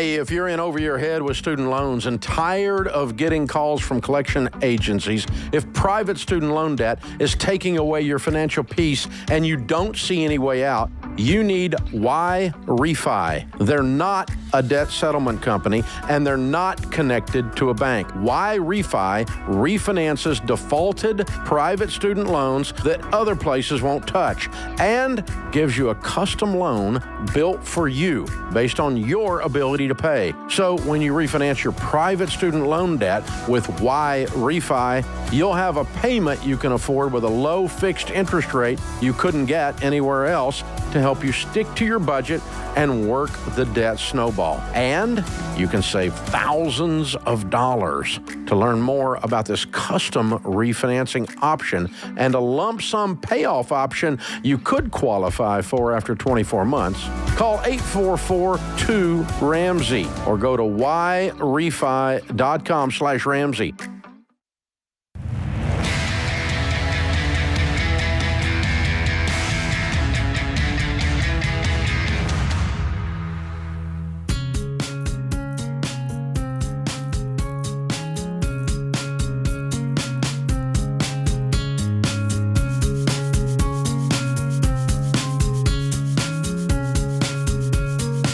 Ken Coleman, Ramsey Personality, is my co-host today. Thank you for joining us. Open phones at 888-825-5225. Susan's in Mountain Home, Arkansas. Hi, Susan. How are you? I'm well. Yourself? Better than I deserve. What's up?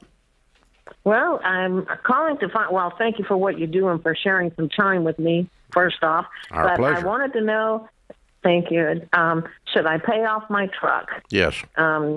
I guess without anything else. Well, I tell you, it's my husband passed last June. I'm sorry. And, what happened? Thank you. Well, I'll tell you, he was sick for a while, and then they put him in a nursing home for rehab, and he got COVID. Oh, no. And I got it from him. I made it, but he didn't. So that's pretty much that. How long were y'all married, hon? 32 years. Wow. We've been best friends since 1977. Wow. Man. How old are you? Long time. I'll be 65 next month, the first day of next month. I'm so sorry. Sorry you're going through this. What do you owe on your truck? $28,000. We were lucky to get a truck. It was very strange auto shopping last year. Yeah. You know, used cars cost what a new car maybe does now. I don't know. Well, ours didn't. They were biting the dust. So, you have any money? Well, I was caregiver for my mother also, and she left me her home, and I left. That was in Phoenix, and I didn't want to be there anymore, and I didn't have any family there, so I moved to Arkansas. I sold that home, moved here and paid cash for my home. Good. I have $29,000 in checking, $11,000 in savings, and $40,000. It's through Edward Jones in money market and CDs. Mm-hmm. And my income is my husband's Social Security, because I had quit work and to caregive for them, and it's about $28,700 a year. If you don't have the car payment, can you live on the Social Security?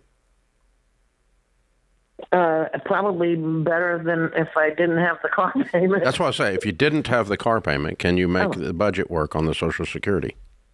Yeah, I'm going to have to for at least for a while. I want to go to work, but I had to put certain things off for myself, to take care of them, and so I've got to have hand surgery on each hand. But after that, I'm hoping to get back out in the workplace. If somebody had me, I've been out of it for a while. I guarantee you somebody Yes, will they have you. will. Yes, they will. Guarantee you they will. You're a jewel. Okay, so what I want to do is I want to take the money that you have between Edward Jones checking and savings, and I want to set aside. Your checking doesn't need that much money in it, okay? We want to set the money over it. Let's have an emergency fund of 3 to 6 months of expenses. So you need an emergency fund equal to about what your savings is, about $11 or $12,000. That will cover you for 3 to 6 months, right? Okay. Yes. Okay. I wouldn't mind if it's $15,000. Okay, but somewhere around there. And that leaves you the Edward Jones and the checking, and you got a $28,000 loan and a $29,000 in checking. So I'd just write a check and pay off the truck today. Really? I would. That panics me, but I trust you. Well, you either need to do that or you need to sell the truck, because this $28,000 loan is destabilizing your finances. Right. Yeah, I was looking at that last night, and I just thought, oh my goodness. And the truck, well, you overpay for anything you buy anymore. But this is if you don't want it and you want to sell it and move down, that's okay too. Well, I don't think I couldn't get out of it what I owe for sure. I don't. Well, I mean, you might have to write a little bit of a check, but I mean, you could end up with a $10,000 less vehicle down in the $15,000 range, and it's possible you could move down, and if you want a little less, it's a lot of truck. It's a pretty expensive vehicle for your situation, but if you're going to keep it, you need to pay it off today. Okay, yeah, well, you're right. Bad gas mileage and everything. Well, you keep talking about how it's if I were in your shoes, I'd probably start looking and do a little planning and sell it and get something that you actually want, that has good gas mileage and is reliable in the $15,000 range. In your situation, I think that's going to be a lot better vehicle. I think you all overbought on vehicle. There was a lot of emotion at the time you bought for everybody, and I think you paid too much. So I probably would move down. But if you're going to keep it, you need to pay it off today. And so it won't hurt to pay it off today and then sell it too. That's okay too, and trade down. And, get you in a $10,000, $12,000 vehicle, something reliable, the gas mileage is good, that you're comfortable with in your situation as a 66-year-old lady that's by yourself right now. So, hey, you've been through a tough time. I'm sorry, kiddo. We're here to help you, though. If you need anything, you call us anytime. We'll help you any way we can. It's what we do here.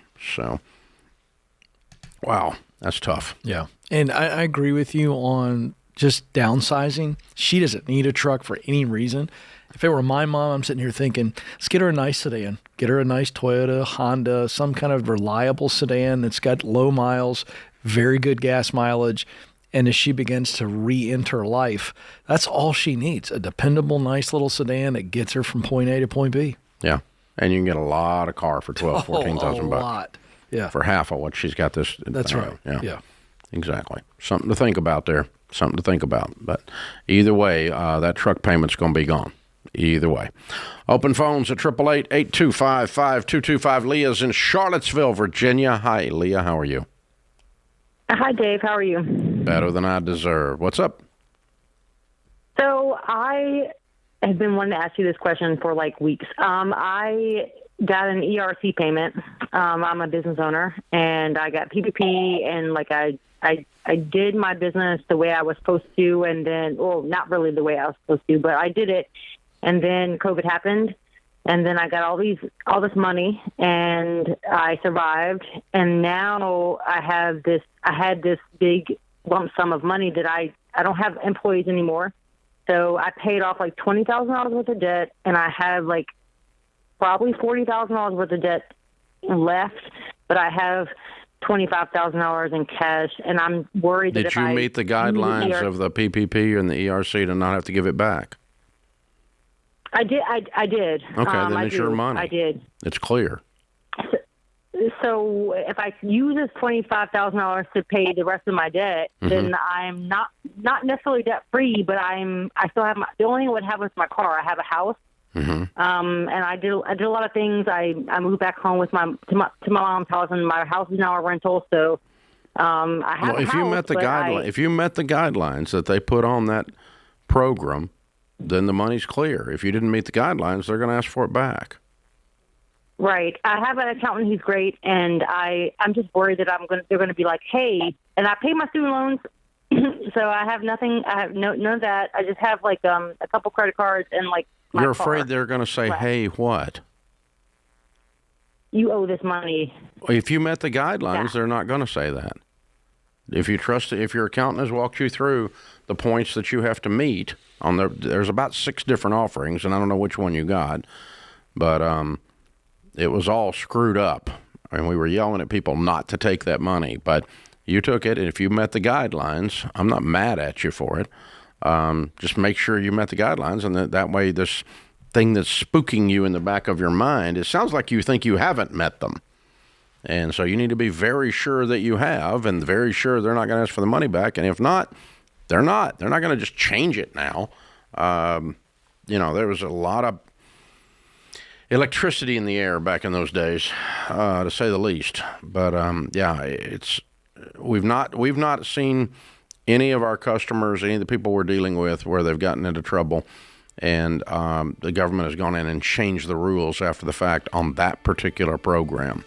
So again, go over it again with your accountant and make sure, and then you're clear. This is the Ramsey Show.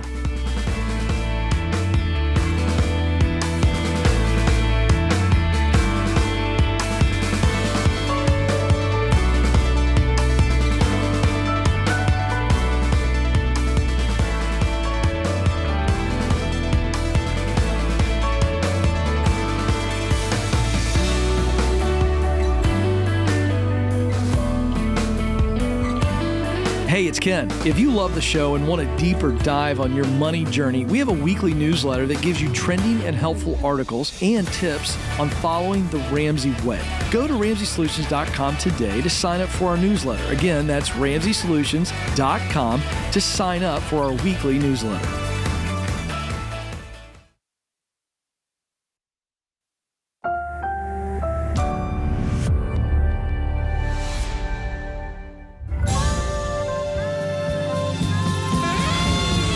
Live from the headquarters of Ramsey Solutions, broadcasting from the Pods Moving and Storage Studios. It's the Ramsey Show, where we help people build wealth, do work that they love, and create actual amazing relationships. Ken Coleman, Ramsey Personality, is my co-host today. He is the host of The Ken Coleman Show and author of the #1 best-selling book, From Paycheck to Purpose. He talks to folks about their jobs and their careers every day on the Ramsey Network. So be sure and call in if you got something in that area for sure. Open phones at 888-825-5225. Starting this hour is Tucker in Charlotte, North Carolina. Hi, Tucker. How are you? Hey, Tucker. Hey, I'm Tucker. Doing well. How are you, Dave? Thanks for taking my call today. Better than we deserve. We're glad to have you, brother. How can we help?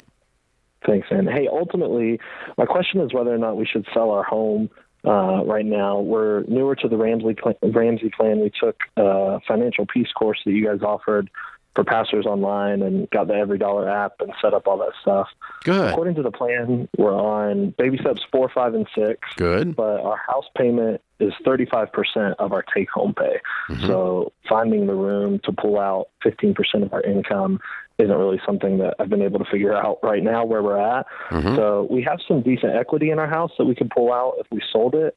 I guess where I'm torn is if we sold it, where we would go. The rent for a 3-bedroom place is the same, if not more, as our current house payment. And I guess we could try and find something smaller. It's just still pretty competitive in the area that we live in. You like the house then? Yeah, we like our house. You're a pastor? Yes, sir. Okay. All right, cool. Well, here's the thing. There's no panic. And the last thing I do if you were to force rank, if you make a list of things to do to get your money straightened out, way down the list is selling the house, because it's very expensive to sell. It's expensive emotionally to move. It's expensive financially to move, everything else. So it's just, it's very seldom the answer to an equation. Okay. So what does your wife do? She stays home with our kids right now. How many kids? We have 2. Okay. All right. I think rather than selling the house, I'm going to look and say, okay, what are some short-term things I can do or we can do in this household? And what are some long-term things we can do to change our income situation so that the house becomes a reasonable percentage? You don't have to do it in 20 seconds. It's not like baby step 2 where you have to get geared up in gazelle intense right now. You're on 4, 5, and 6. But the point of not having a 35% house payment, 35% of your take-home pay, is it's just hard to do other stuff. It's hard to save for the next car. It's hard to save for Christmas. It's hard to save for retirement. There's just not as much room in the budget because you're more of closer to what we call house poor. If you told me 45%, I'd tell you sell it today because I don't think you're going to turn that corner. But 35, I think you can turn the corner on this over the next year or 2 or 3 or whatever. And in the meantime, backfill with some kind of supplemental income. And that's not that unusual for a pastor, by the way. Lots of pastors are bivocational. As a matter of fact, the numbers that we have say about 80% of them are. And my dad did the same. As we got older and he wanted to put us in a local private Christian school that was a little bit of a stretch, he went out and did some carpentry work. He was a pastor, by the way. My dad was, and still is a pastor, and did that. And again, if you've got family in the area, or you've got someone in the church, an older grandmother who'd be willing to watch the kids for 3 or 4 hours, 5 hours a day to get you to 20 hours a week to where your wife can work. These are all seasonal sacrifices that will tip the scales, as Dave was talking about. You've got to be looking at everything possible because short-term and long-term. That's right. But in the short term, Dave, I find that a lot of people don't realize all the options they have. Mm-hmm. And I'm not sure what that is. You've been doing this a long time, but once we start just saying basic common sense things, people begin to realize, okay, I can save money here. I can make more money over here. And we begin to look at the big picture in the short term, and then long term, you're right. That is a much different discussion. But the big thing that Tucker did, what he was saying was we had a series last summer where we offered Financial Peace University for free to pastors. Yes. And, at that point, he didn't even know he had a problem. Mm. So now he's problem aware. That's right. That's the first step, and that's good news. So we were able to help him and get a lot of things moving, get the baby step 2 cleared out and get him up to this level. And I'm glad we were able to do that. But, now he's at least problem aware, but I don't think we need to go to the extreme. No, not at all. Yeah, now, if you go 10 years and don't save anything for retirement because of this, then that's a problem. You're going to have to rethink that. So I'm going to make some adjustments of some kind to get to where we can start doing. Maybe you're doing 12% for retirement for your baby step 4 right now, but with the idea that if we did these other 3 things, we could get to 15% eventually as a permanent, sustainable process. Yeah, and that's where you need to get to. You do need to get there because you're going to retire, and you need a paid-for house, and you need a big old 401k plan when you get there. All right. Joseph's in Austin. Hi, Joseph. How are you? Good. How are you doing today? Better than we deserve. How can we help? So I'm 31 years old. I own my property. I've got a good paying job, but I've got 2 car payments, both of them around $18,000. They're my largest, probably one of my largest expenses every month. And every month now, ever since we recently moved here, we're having to cut into our savings a little bit to just kind of make it through the month to the next paycheck. You are not on a budget. Not a good enough budget. No, you're not. And you're still going out to eat and all other kinds of crap. Not as much as we used to. We have. If you're going out to eat at all, you're taking money out of savings to go out to eat. That's dumb. Right? Yeah. Yeah, so you guys, the first thing is you need to get on a tight budget and make some conscious decisions. So what's your household income? About $100,000. Okay. All right. And so which one of these cars do you want to sell? We don't want to sell either of them. We both need our vehicle. You need a vehicle. We need 2 vehicles. One for you need a vehicle. You don't need the one you've got necessarily. No, not necessarily, but I don't know. I feel like we've paid off a good amount of them. We bought both of them when they were probably above $40,000, and we owe, I think, under $18,000 on each of them. So you owe $36,000 on cars. You make $100,000. Yeah. What other debt have you got? That's pretty much our only debt. I'd say What's pretty much? What's the pretty? What's the rest of it? I would say the other only large expense every month would be our property taxes, which is. Did you say your property is paid for? Your house is paid for? Our house is paid for, correct. And you can't pay car payments with no house payment making $100,000. You are real. You got lifestyle creep, Joseph. Big time. Big time. Stop your 401k contributions temporarily. Don't go out to eat and don't go on vacation. Live on beans and rice and beans. Get on a detailed budget on every dollar. Download the app. You and your wife sit down and look at this and go, time to be grown-ups. Adults devise a plan and follow it. Children do what feels good. It's time to punch these car payments in the face and get these stupid things paid off fast. Then you'll get your life back.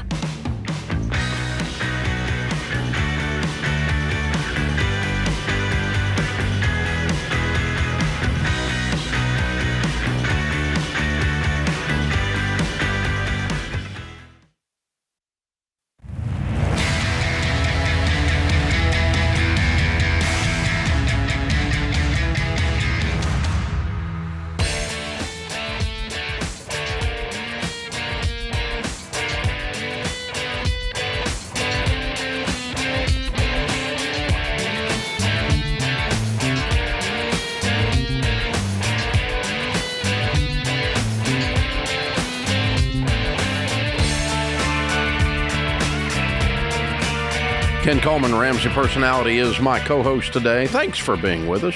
Open phones at 888-825-5225. Maddie is in Lansing, Michigan. Hi, Maddie. Welcome to the Ramsey Show. Hi, Dave. Thanks so much for taking my call. Sure. What's up? I am wondering, my husband and I are trying to find our first house, and we're willing to pay up to $200,000. That's kind of the top of our budget. And we keep putting offers on houses, and we usually we do like $15,000 over asking price with an appraisal guarantee, and we keep striking out on houses. How many times does that happen? We've been looking for about... how many offers have you made that you got beat out on? It's probably, I think it's 4 so far. Okay. All right. And how long have you been looking? Just about a month. It hasn't been super long. Okay. It's okay. Just calm down. Don't get crazy because you missed a couple. God's gonna serve you up the exact right one you need. You're gonna be just fine. Because what's gonna happen is you're gonna get all hot and bothered here, and need a cold shower, and you're gonna overpay for something because you get out of control. Sure. Just calm. Be calm. You got the rest of your life. How old are you? 27. You got the rest of your life to get a house. 1 whole month you've been working on it. Yeah. So do you think it would be foolish to spend, to offer over 15? Because that seems a little crazy Yes, to me. that's plenty. Okay. That's plenty. Okay. And, if you get in the right situation, you can look at it. But, if you're going to pay $30,000 over appraisal, that's 15% over appraisal on a $20,000 or $200,000 house. That's pretty substantial. Sure. And so if houses go up 7% a year, it takes 2 years for you to break even on your overpayment. Sure. Well, it's kind of a secondary question then. We have also considered, we looked at one property and talked to a contractor, and we are thinking we can, you don't think that's even a possibility for a first time? New housing is always more expensive when you're buying retail like that from a contractor than used housing. You're going to get better value used, and you're 27 and it's your first home purchase. Building a home is a royal pain in the butt. And I've built several. I'm building one right now, and I'm pretty good at it. I'm pretty good at managing the budget and the schedule, and I grew up in the real estate and building business. And Sharon and I have been married 41 years, and it still is stressful on us. And we have to be real careful to not fight. Yeah. And it's a much smoother, simpler transaction. You're going to get more bang for the buck in used housing. I wouldn't do it there. Later on, you guys have been married a while. You got your life settled out. You want to go into that adventure of home building. It's an adventure because there's 9,000 things to pick out. There's a lot of arguments about room size and everything else. And we have to start every time we start a project. Sharon and I have to raise our right hand and say, "I'm not going to kill you." Yeah, it's stressful. And I'm also not going to kill the decorator. Yeah, that's the or thing, the contractor. right? Or the contractor. We're going to be nice. This is fun. Maddie, Dave gave you great advice. I'm just going to tell you, I can still remember the first house Stacey and I bought, and, we thought we couldn't get a house. We had the same situation, and finally the right house at the right time popped. And you know what? It wasn't anything big and fancy, but we have such fond memories of it. And you guys are so young. Just less is more with that first home. Yeah. It really is. There's nothing, you don't have to prove anything with it.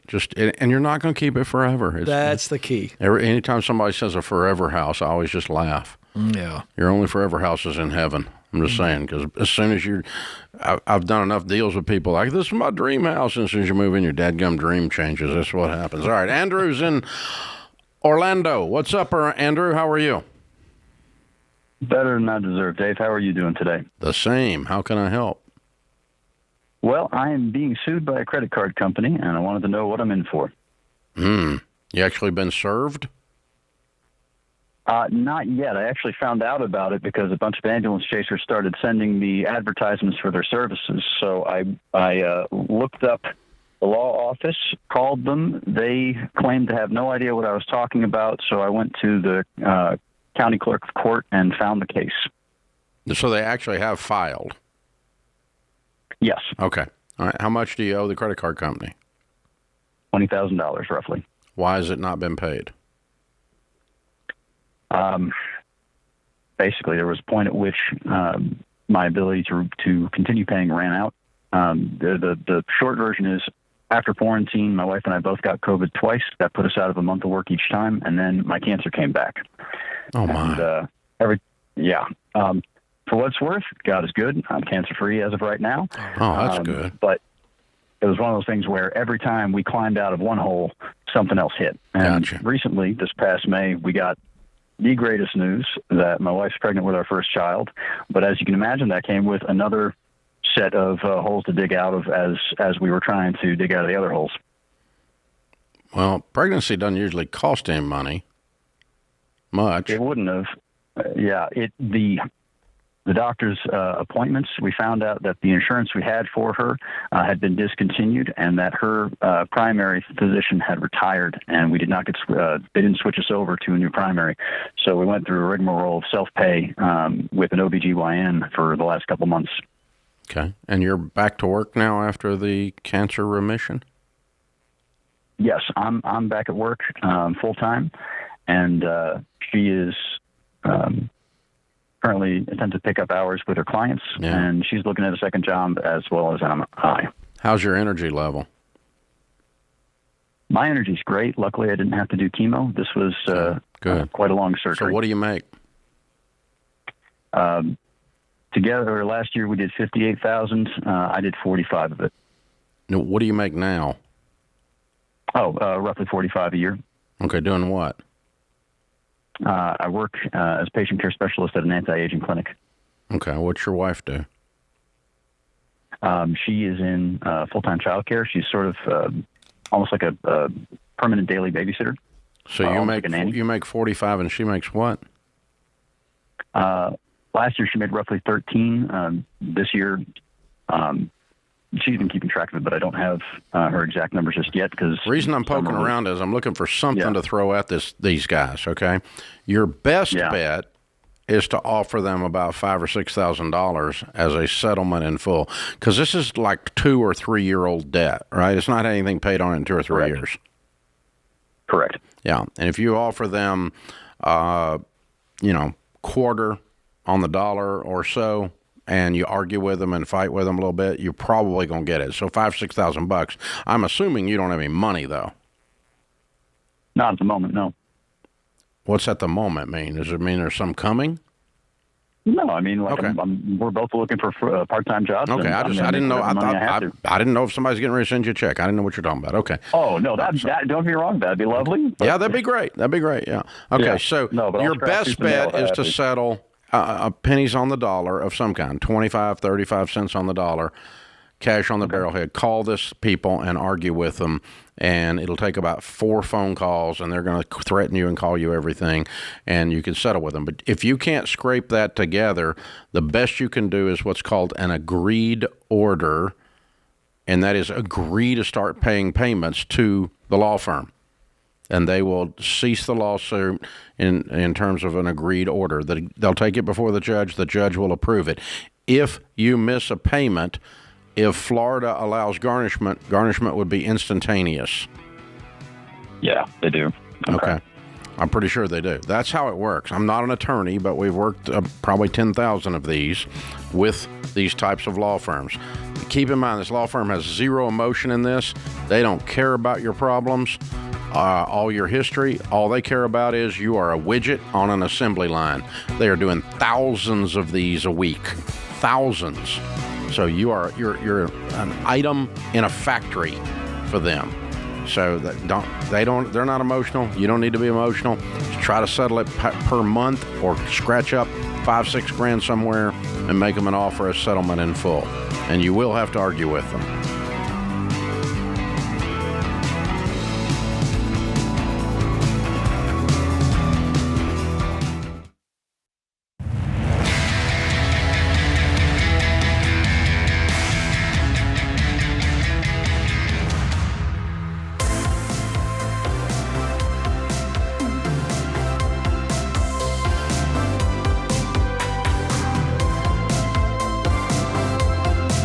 Ken Coleman, Ramsey Personality, is my co-host today in the lobby of Ramsey Solutions on the debt-free stage. Jacqueline is with us. And Jacqueline, my associate producer, said, happy birthday to you. Happy birthday to you. Happy birthday. And I got you a gift, too. Happy birthday. It's not my birthday. It's your birthday. Yeah, but I brought you a gift.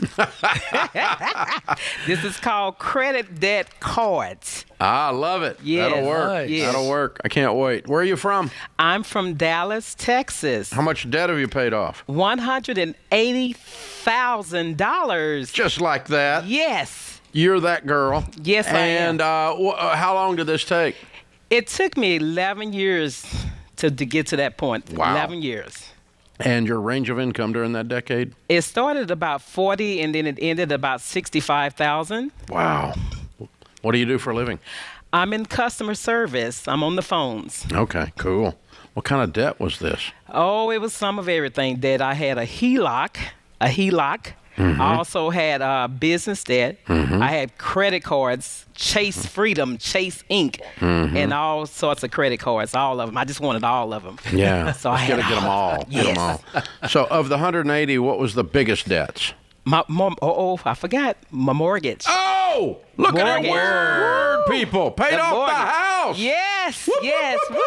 Woo, yes. So yes. What's this house worth? The house is worth $369,000. You rock. Yes. Wow. You rock. Thank you. And you have a paid for house. Now I can go to sleep and rest. Man. When you were growing up, did you ever think you'd be this rich? No, I didn't. I did not. I'm so proud of you. Yes. Well done. Thank all right, you. Tell us the story. What happened here that got you fired up? And you plow through all these credit cards, you plow through all this mess, and then you just keep going and knock out the house. Well, what happened, Dave, back in 2012, I got a very disturbing call. I just got up and went to work. I got to work at 6 o'clock, actually about 6:30. And I received a call from a little man, a guy that lived with me. I took in my friends from school, her son, mm-hmm. and he was living with me. He was needing to graduate. His mom had a real bad drug addiction, mm-hmm. and so I brought him in my house so that he could graduate. And he called me one day when I got to work, and he said, Miss Jackie, I knew he kept calling me and I couldn't answer. So finally he called me so much, I finally answered the call. He said, Miss Jackie, I just got a call from the hospital, and they said it was something about your husband, and they needed you to get to the hospital. Well, the hospital was a known hospital in our area, but it was two of them. So I went, it's called Methodist, and I went to the hospital, and I said, well, my nephew, I call him my nephew, he told me that I needed to get to the hospital, and I didn't know what, and no one knew anything. So I'm going through the hospital just frantic, trying to find it. And they said, well, let me call the chaplain. So the chaplain came back. He said, Miss Terry, I just need you to hold on. The doctor that was on duty, he needs to talk to you, but we have to call him back to the hospital. So the doctor came back, and they took me in the back, and they said, Miss Terry, they were sorry. They told me that they were sorry. I'm sorry. I didn't know I was going to get emotional. But anyway, they told me they were sorry, that they couldn't revive him. Oh, my. Yeah, he was killed in a car accident. Oh, my. He ran into a concrete truck, and he lost his life.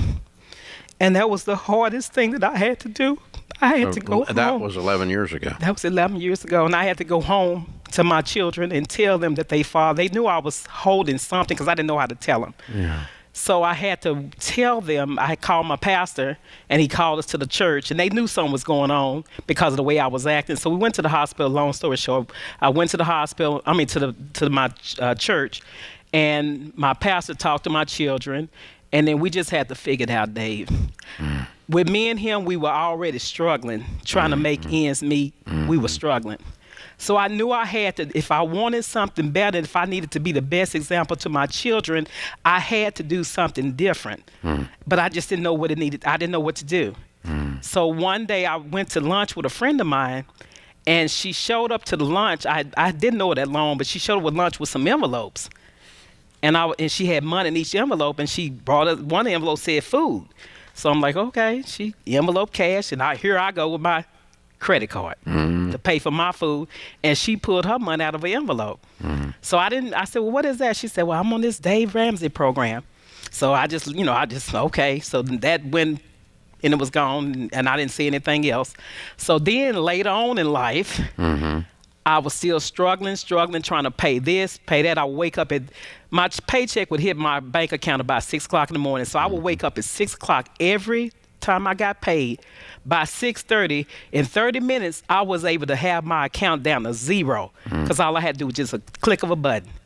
Click of a button. I did that for a long time. And one day I just said, no more. So I started searching some stuff online about getting out of debt. And guess who pops up? Wow. And that's how I end up getting hooked up to your program. And I want to tell you one thing, Dave. I know you get a lot of criticism. I hear it. I look at you every day. And I know you get a lot of criticism. But remember one thing, Dave. Is what you doing is not for them. It's for people like me that need to be the best example that they can be for their children. See, now I can go and I got 2 beautiful grandchildren now. So I can go as a parent. You are a hero, girl. I'm so proud of you. I can live for them now. I can so live and not be in so much bondage. You don't even have a mortgage. No mortgage at all. You are so weird. Yes. I am so proud of you. I chase out of my life. You are a victor. Yes. There is no victim in your walk. Yes. Wow. You are amazing. People call me, when I first went on your program, I stopped going, I used to go out to eat all the time with my Yeah, not anymore. Then they start calling me cheap. I've been called cheap. I've been called tight. But guess what? And now what we call you? Rich. Amen. Amen. Free. Amen. Very free. Come on with that. And it feels good. Bring it. Now I can talk some noise now. Yeah, you can. Yes, I can. Yes, I can. What do you tell people? I mean, you lose your husband in a horrible tragedy in a car wreck, and as a widow with 2 babies, you fight your way through this in 11 years, $180,000, including a paid-for house. You are amazing. What do you tell people the key to getting out of debt is? The key to getting out of debt is being true to yourself and staying within your means. Also, determination. You got to have tenacity, because if you don't have tenacity to do, that's the difference between a person that talk about it. You have to be about it. Ooh. And that's what I had to do. I had to be about it. I couldn't be no more talk. I can't talk anymore. Talk is cheap. Like they say, talk is cheap. Yeah, you that'll preach right there. Get it? I like it. Yes. Hey, we got the Live and Give box for you, and that's the Baby Steps Millionaire book, which is what you're going to be next for sure. Yes, I'm excited. Total Money Makeover book, you'll be able to give that to somebody like that lady showed you those envelopes that time. Yes. You'll be an inspiration. You are an inspiration. Yes. And of course, Financial Peace University, same thing. I want you to enjoy all that. Now, how old are the grandbabies? The grandbabies is 6 and 7. Yeah.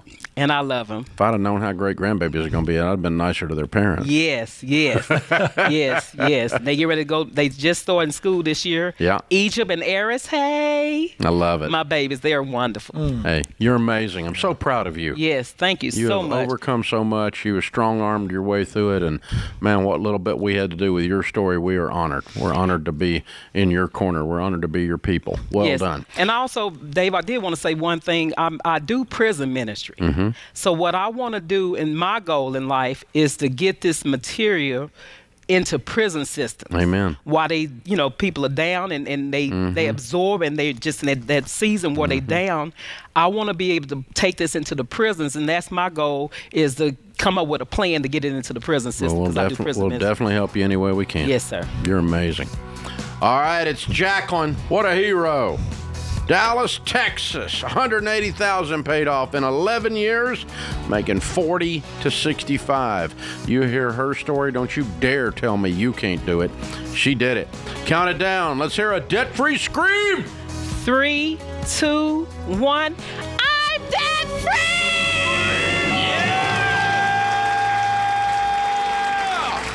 Happy birthday to you. Woo! I love it. This is The Ramsey Show.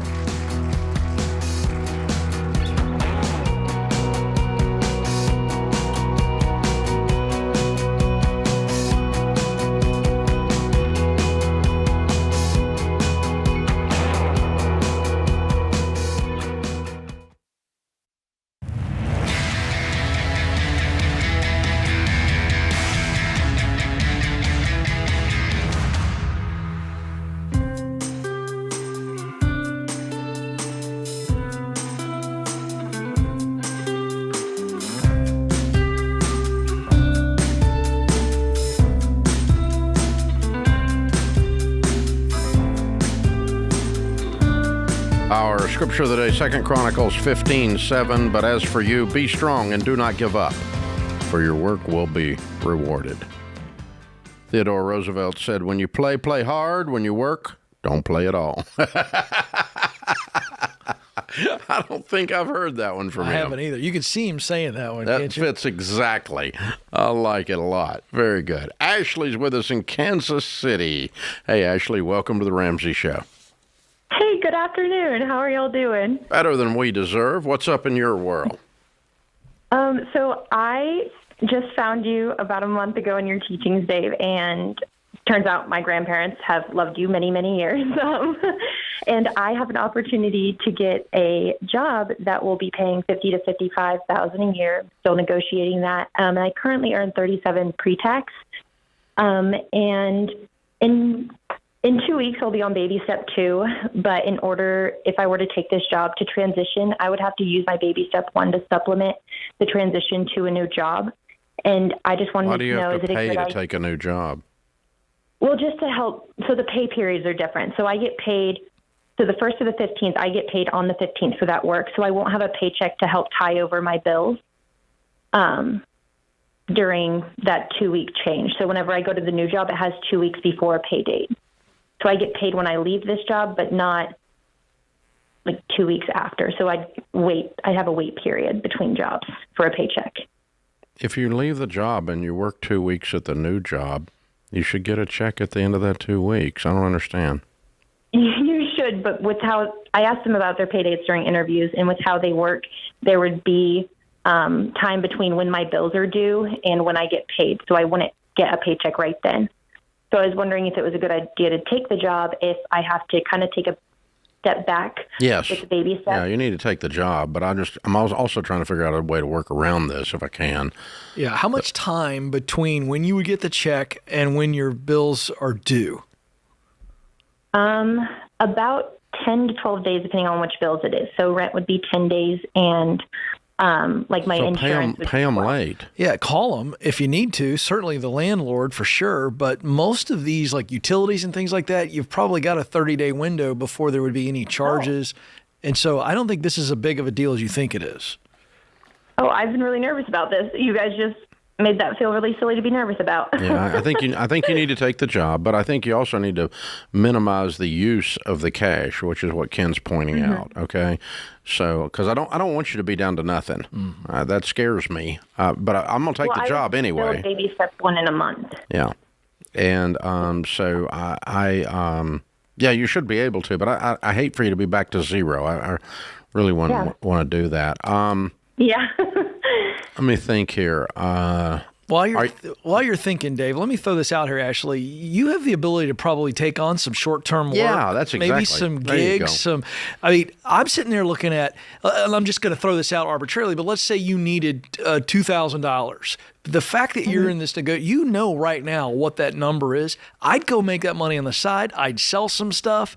I'd come up with that money and not touch my emergency fund. Yeah, go. Well, unfortunately, I have two babies under one. One is my foster daughter and one is my biological daughter. So I am not able to take time.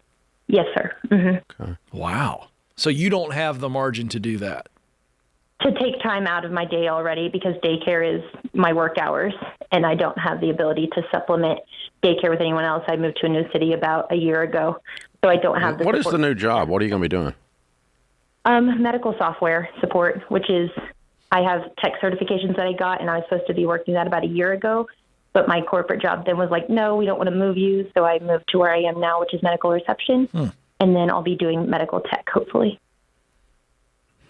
So you can't do any gig work at night after the babies are in bed as it relates to technical type work? Technology stuff? Because I didn't get the training experience on the job, I would have to basically just apply somewhere and get a job with them, and that would just be another job. There's no... Okay. Can you sell some stuff? With my certifications, there's no... Sorry? Can you sell some stuff? I already did that to help with baby step one. Good. Well, here's the deal. Look, if you can't do that, back to what we were saying, you need to get in touch with all these. You look at your utilities, look at everything, and you've got some grace period. We're talking about 10 to 12 days. You're gainfully employed. Yeah, you're fine. You're going to be all right. Just don't pay stuff on time. Pay it 10 days late so that you're not without cash with two babies in the house. I mean, I don't want you down to zero. So if you use a couple $100 out of this thing or something to make one payment on something that's on your maybe your rent or certainly your food, that kind of stuff, you don't go without food. You don't. But if you pay your light bill 10 days late, it's not the end of the world. And then next month you'll be on time. It's not a problem. So Zach is with us in Anaheim, California. Hi, Zach. Welcome to the Ramsey Show. Hi, Dave and Ken. I got to say I'm a huge fan of you, Ken Coleman, and your Get Clear assessment, so I appreciate that. My question is, how do I increase my income so I can afford monthly rent out here in Orange County, California, because it's very expensive? What are you doing now? I'm a logistics supervisor for a manufacturing company. Nice. Okay, so you know your field better than I do, but the gig economy and freelance work right now would be the first place I look because it's exploding. So with that logistics background and experience, what can you do in addition to what your full-time job is? Does something come to mind right out of the gate? Maybe like part-time work for like a FedEx warehouse part-time work after my full-time job. All right, that's one option. That's one option. Yeah. Don't limit yourself. That's the first thing you threw out under pressure. It's a good one, but you're looking at your skill set and you're looking at your experience, and you almost have to write it out. It's a good experience just to kind of write it out or type it out on a spreadsheet and go, okay, this is all the skill sets I have that I use now or that I've had in previous jobs, and here's all the experiences. Right. So I look at what's out there. Now I'm going to make that money as much as I can. And then how do I get promoted to where I am? That's the other thing. What do I have to do to climb the ladder where I am or within the industry? What do you make? I make $52,000 a year. So what would be the number that would make you feel like you could afford to live where you are? Well, to have the rent to income ratio be 25%, it would be around $95,000 a year. Okay. Yeah. And you're in logistics, supply chain. That's correct. Which is a exploding field. And as you continue to increase your skill set in that field, you should be in the 95 to 125 range in Orange County. That would be normal. I mean, you're at more of an entry position within that discipline. But supply chain, I mean, it means a lot of different things when people say supply chain or when they say logistics. And so, but I mean, I know high school or college graduates coming out with a logistics degree, a supply chain degree, are walking into 90. So you're probably a little bit behind them in actual technical knowledge of the discipline. So if you'll continue to grow that long term, that's your answer. Short term, pick up some side gigs. But long term is do what you have to do to grow your particular knowledge base in your discipline, because you're in a good discipline, you're in a good field for income production anyway, to make good money. It's a booming field.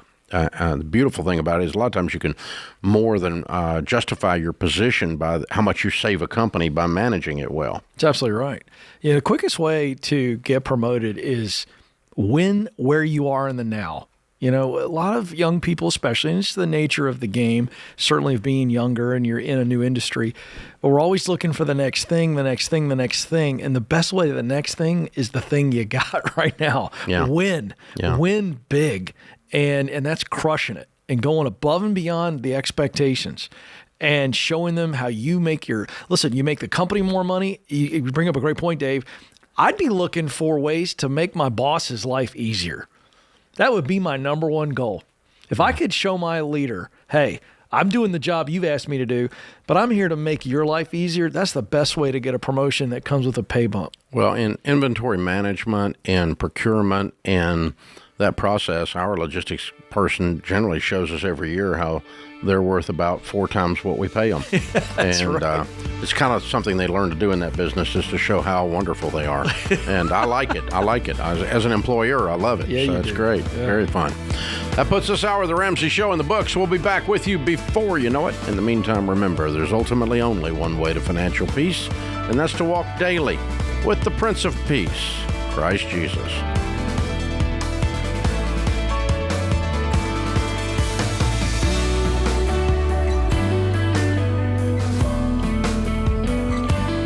Dave here. You can find all of our shows with the Ramsey Network app on your smartphone. It's the only place to listen to the entire back catalog of episodes. Download the Ramsey Network app in your favorite app store today.